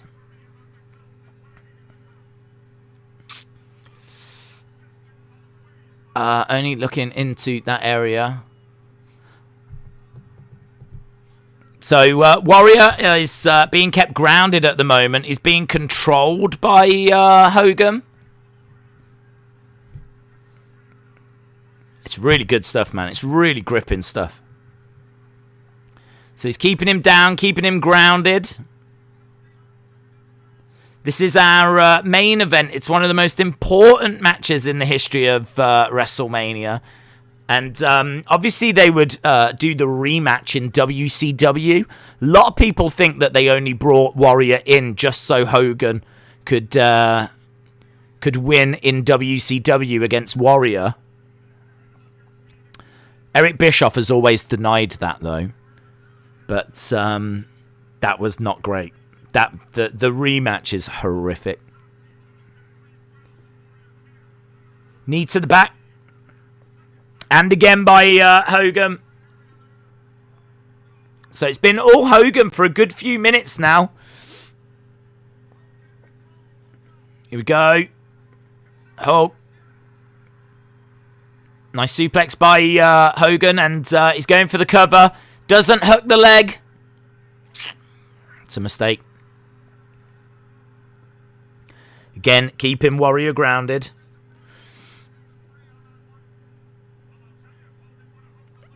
It's really interesting, like, that there's a lot of rest holds here. I can remember watching this and, like, just loving every second. And I'm watching it now and I'm like, there's a big moment where Hogan's outside the ring and, like, complaining about his knee. There's a lot of time where Ultimate Warrior is just sitting down and, like, there's a lot of, like, look, Warrior right now just trying to get the crowd into it. But there's a good chunk of this match that's just rest holds and, like, there's not a great deal happening. Does not stop the energy, though, and, like, the crowd are really into it now that Warrior's managed to get back to his feet. Big elbow to the midsection, and again. One more for the road. Warrior against the ropes. Double clothesline.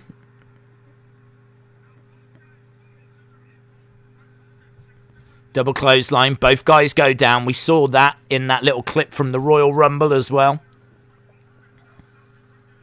Saw something similar to that at this year's Royal Rumble. Do you remember when Bianca Belair and Rhea Ripley kind of collided into each other and twisted each other around? It's like a Matrix moment. I love that moment. I love that moment. So, so good. But it resulted in both of them going down. Kind of reminiscent of this.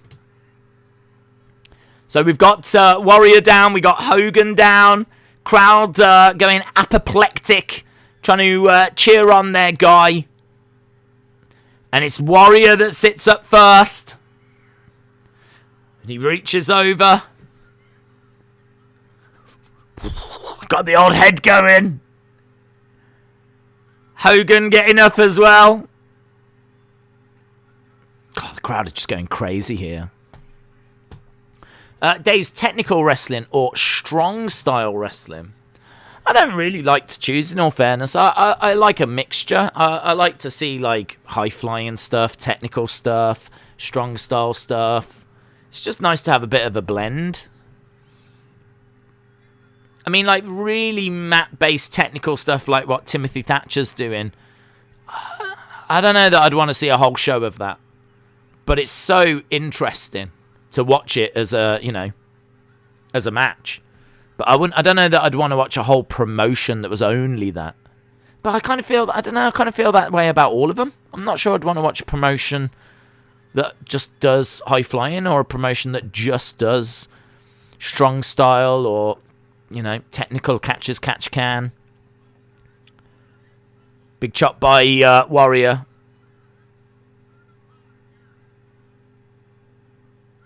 To the corner again. Down goes Hogan. If I had to choose one, I would go strong style, just because I really like it when they throw it in. Like, you know, Volta with his chops and with his strikes and how hard everything is. But the problem is, maybe that loses impact when you see it match after match after match after match after match. Do you know what I mean? Like, there's not too many people doing what Volta's doing right now. Bear hug. Don't see bear hugs anymore, do we? Justice for the bear hug, that's what we need. Why don't we see bear hugs anymore? We managed to get the old full Nelson back. But why have we not got the old bear hug back?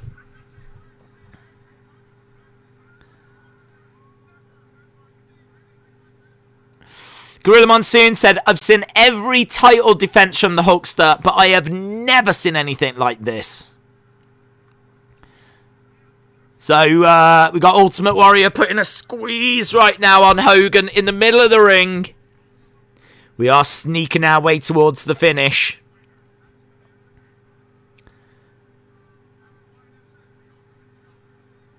The ultimate challenge. It's another rest hold, isn't it? It's another rest hold. Both, basically, what's happening right now is we're watching two guys just standing in the middle of the ring. Granted, they're selling, and granted, Ultimate Warrior is doing this. So, there is a bit of selling in there, but man, there's a lot of rest holds in this.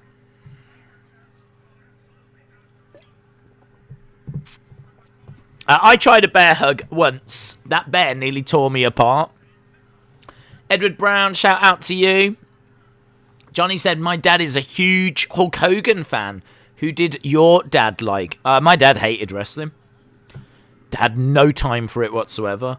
If he had to, he would have took me to a show, but he would have complained throughout the whole thing, and he would only have done it if no one else could have took me. So, yeah, my dad was not into wrestling at all. He's never watched, to my knowledge, he's never watched a match. And he was always quite vocal. He's a hater, guys. He's a hater. There's no two ways about it. He's a hater.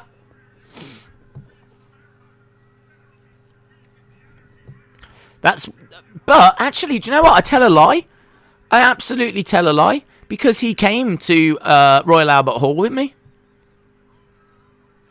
So, of course, he has seen a match. He's been at an NXT UK show.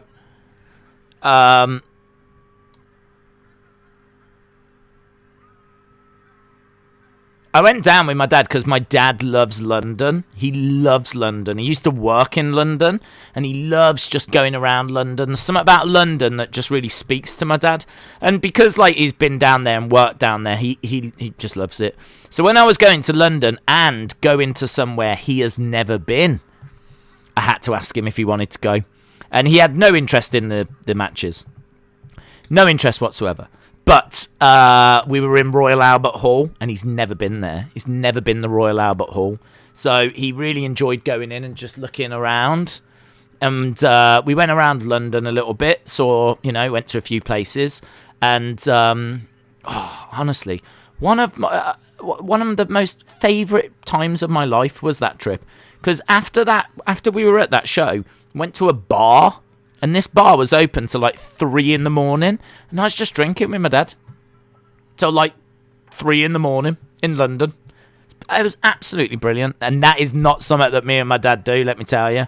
Really get on with my dad. No issues there or anything. But when would you ever go out drinking till 3 in the morning?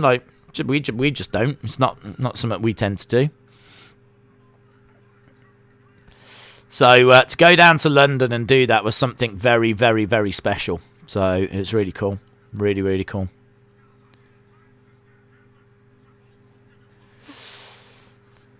So the referee is out. Hogan could have got a 3 count there. Warrior with a backdrop though on Hogan. Referee is still down. Warrior going for the pin on the Hulkster. So Hogan could have pinned Warrior. Warrior could have pinned Hogan. The referee is still down. Referee coming back around. Warrior was 30 at the time of this. Warrior going for the pin. 2. Oh, shoulder up. Big cheer from the Hogan fans. Oh, it's big drama, man. It's big drama. The crowd really popped on that. Crowd really popped. Little roll up by the Hulkster. Referee still not back in the 2. Kick out by Warrior this time.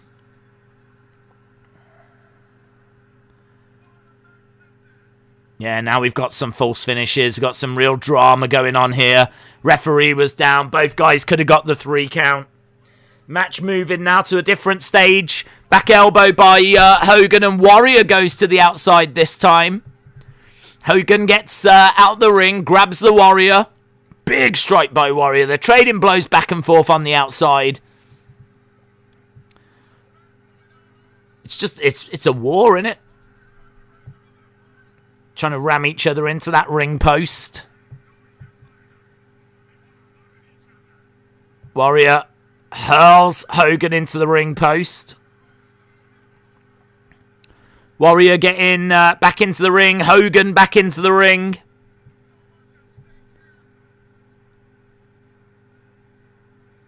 Against the ropes goes Warrior. Clothesline. Hogan goes down. Both guys seem to be quite spent right now. Jesse says, I don't know where he's getting this from. There's a tassel, a loose tassel in the ring. He's looking for a slam. He's got Hogan up. Hogan up in the middle of the ring. He's looking to try and pick him up. Oh, that takes some serious strength, man. Big splash by the Warrior. Jesse says it's over. He rolls Hogan over slowly. 1, 2, kick out. Kick out. Oh! It's a good match.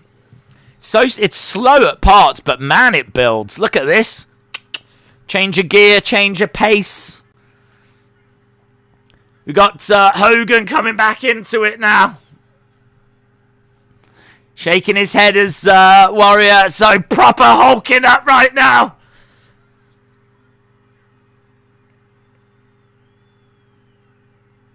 No, no, no. The finger point. That shot is right now. If you're a Warrior fan, this is like, oh dear, like this is hulked up. That big boot against the ropes goes Hogan. Leg drop misses. Leg drop misses. Splash by the Warrior. 1, 2, 3. Oh. That is a great finish. That is a great finish. Just when you believe that Hogan is about to do this. Just when you believe he's hulked up.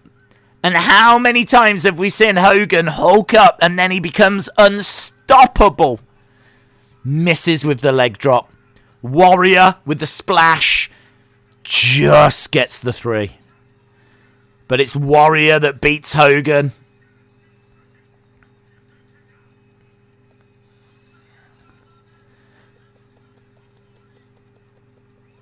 You've got to think that they would have done the rematch. You've got to think that was a plan.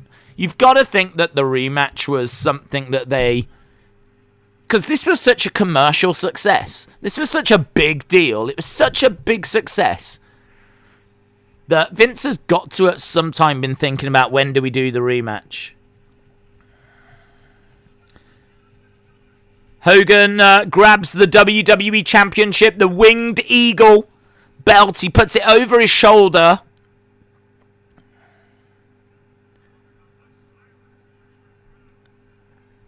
And he jumps into the ring. He's got that Winged Eagle belt. And he gives it to the Warrior. And he holds Warrior's arm up in the air. You can see like Hulk fans just like gutted.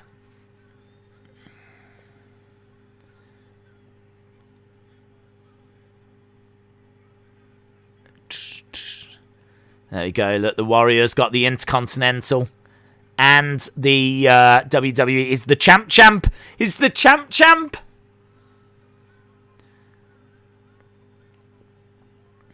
Ultimate Warrior, the champ. And Hogan leaves Warrior in the ring. Look, we're seeing a dejected Hogan walking away. Big moment that is. Cliff says Savage gives Warrior his other best match next year. Yeah, that is classic. And Warrior showing his respects to Hogan. Canada loved Hogan. Warrior wins the title. Yes, he did. He did. Pyro going off. What's the show that's got the big Warrior mask? Pyro. I can't remember what that is. There's a big... It must be like a SummerSlam or something. But there's like some kind of pyro that comes down that's in the shape of the Warrior's mask. And that's shooting off behind him. That looks cool.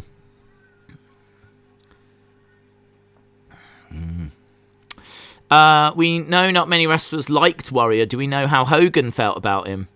He didn't think that Warrior was the right person to take the company forward. He didn't think that Warrior was going to draw as a champion. He said that Vince would beg for him to bring him back. I think from a business point of view, he understood and could see the appeal. But I don't think he really thought he was...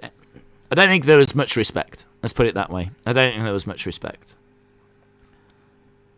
I don't think they like really had much interaction, to be honest. I don't think like he really liked him, but I can't say I've ever heard him like lay into the Warrior. But I know they did have a big falling out, and like they did like really go back and forth with like, you know, a lot of heated stuff. I'm trying around this time. I'm not sure there's an issue, but there does become an issue, and you know, famously there's an image of him making up at the Hall of Fame. As Warrior did with many people at the Hall of Fame. That Hall of Fame, it would be hard to know what his legacy would be if he never went in that Hall of Fame, you know. Because not only did he become a Hall of Famer, but more important, much more important, is the fact that he was able to build bridges before he passed away. You know, he was able to talk to Vince. He was able to talk to Hogan. He was able to bury the past and... Do you know what I mean? Like, that is way more important than the Hall of Fame thing. Because he could go into the Hall of Fame anytime. You could put him in this year if he wasn't in already. But the fact he was able to build bridges before he passed away was so, so important. Johnny, good night, my friend. Shout out to you. Right, get in your scores. Get in your scores. The show has finished, by the way. Just finished. I don't think there's many classic matches there. I don't think, looking back at it now, that it's match-wise that great of a WrestleMania, but it is full of legends. It is undeniably full of legends. I really enjoyed Sensational Sherry and Macho King against Dusty and Sapphire. I know Sapphire was not brilliant, but I enjoyed the story. I enjoyed that match. And I'm surprised Meltzer only gave it 175. I enjoyed it. So, I enjoyed that. I thought the Rockers were good. I enjoyed main event, of course. And then just seeing, like, so many stars. Right, let's get and see what people say. 6 says Austin. 9.32 says Brendan. 6 says Shaquem. 10 says Dylan. 675 says Future Comps. 625 says Edward Brown. 6 says Sonny. LSW says 625. It was enjoyable. Cecil says 9. Mr. Perfect swooped up the IC title after this, says Cleaver Beavers. Austin says 6. Going Ghost says 725. Jay says 6.5. Lots of 6s here. Dave in Real Life says 7.5. A lot of squash matches, but a great main event. Suspended, shout out to you, my friend. Jimmy says 6.25. Brandon says 9. Robin says 6.5 for Ted DiBiase. 7, the largest pythons in the world. 7.89 says William. 8 says Robert. Austin says, I lead the 6 group. Jordan says 6.5. Cleaver Beavers says 7. Brendan says 9. It's tricky, isn't it? It's tricky because I kind of feel like... What did we give WrestleMania 3? Because this, I feel, is a little bit similar in the sense of a lot of squash matches, but a massive main event. So a lot of squash matches, but a big main event. Now, I might have gone crazy on WrestleMania 3 with my score because that main event is one of the most iconic moments. Plus, also, you've got Steamboat, haven't you? And Macho. So what was my score? André, Hogan. Let's have a look. Let's go back. Whoa, I gave it a 9. I gave it a 9. Yeah, I was totally drunk. I mean, I know why I gave it a 9. I gave it a 9 because it's Hogan and André, which is just the visual. We are talking about something really special there because that image. And I say this at the time. If someone says to me and asks me about wrestling, like, if they said, in one image, I want you to give me one image that sums up wrestling, the first image that always comes to my mind is Hogan and André. So I remember giving it a 9 for that because of how important it was. how big it was. But it doesn't... I don't know that it necessarily reflected the quality on that show. So... Okay. With that in mind, I'm going to give this a 7. I was kind of with you guys down in the 6s, but I'm going to give this a 7. I don't think this is as iconic as André and Hogan. I think it's just that slight step below. I think the rest of the card's pretty good. I think there's some really solid stuff here. I do think this is iconic, though. I don't want people getting the wrong message. I'm not saying this isn't iconic. This is still one of the most iconic moments in wrestling, but I don't think it compares to the Hogan-Andre thing. I think that's next level. So, yeah, 7. I feel good about that. To be truthful, my thought before I saw that score was about a 6.5. So I'll just push it up a little bit because I've clearly given a lot of my score for that WrestleMania 3 for the importance of it. So I'll give it a little here for the importance as well. So I've gone from a 6.5 up to a 7. But yeah, I was probably with you guys on that kind of a rating around that 6 mark. But no complaints from me. 7 out of 10. I'm quite happy with that. I think this is a really, really good, fun, entertaining WrestleMania. In the sense of, I think you can sit down, watch it. You're going to see loads of stars. You're going to be entertained. I think there's some decent matches on here. Maybe there's not tons that, steal the show or whatever. But that main event is huge. That main event is absolutely huge. So I'm quite happy with the 7. Quite happy with the 7. Days, what was your favourite wrestler of all time? Either Shawn or Undertaker is always my answer. I think we're done anyway. I think we are done. Right, awesome, guys. Cheeky little watch along that we just dropped out of nowhere. Hope you enjoyed it as much as what I did. Checking out this WrestleMania 6 show again. It's great. I mean, I'm sure you've seen how much I enjoyed that because I genuinely love this era of wrestling. So I do love this. This speaks to me, and I'm quite happy to go and watch more, to be honest, around this era. If we're going back to this era, I'm all over it. I love these characters. I love these stories. I love it all. I love Gorilla. I love Mean Gene. I love The Fink. I just love all of it. So this is my era of wrestling, so I really do enjoy this. So big shout out to everyone that joined us tonight. I hope you enjoyed it as much as I did, or if you didn't, I hope you still enjoyed it.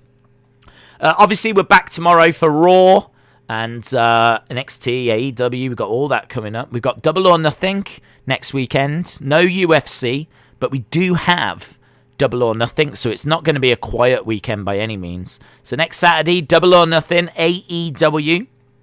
I'm not sure yet what we do on Sunday. I don't know how long AEW goes on for. So we'll worry about that next weekend. But really appreciate you joining us this weekend. Have a great rest of the weekend wherever you are. And hopefully I'll see you again next time.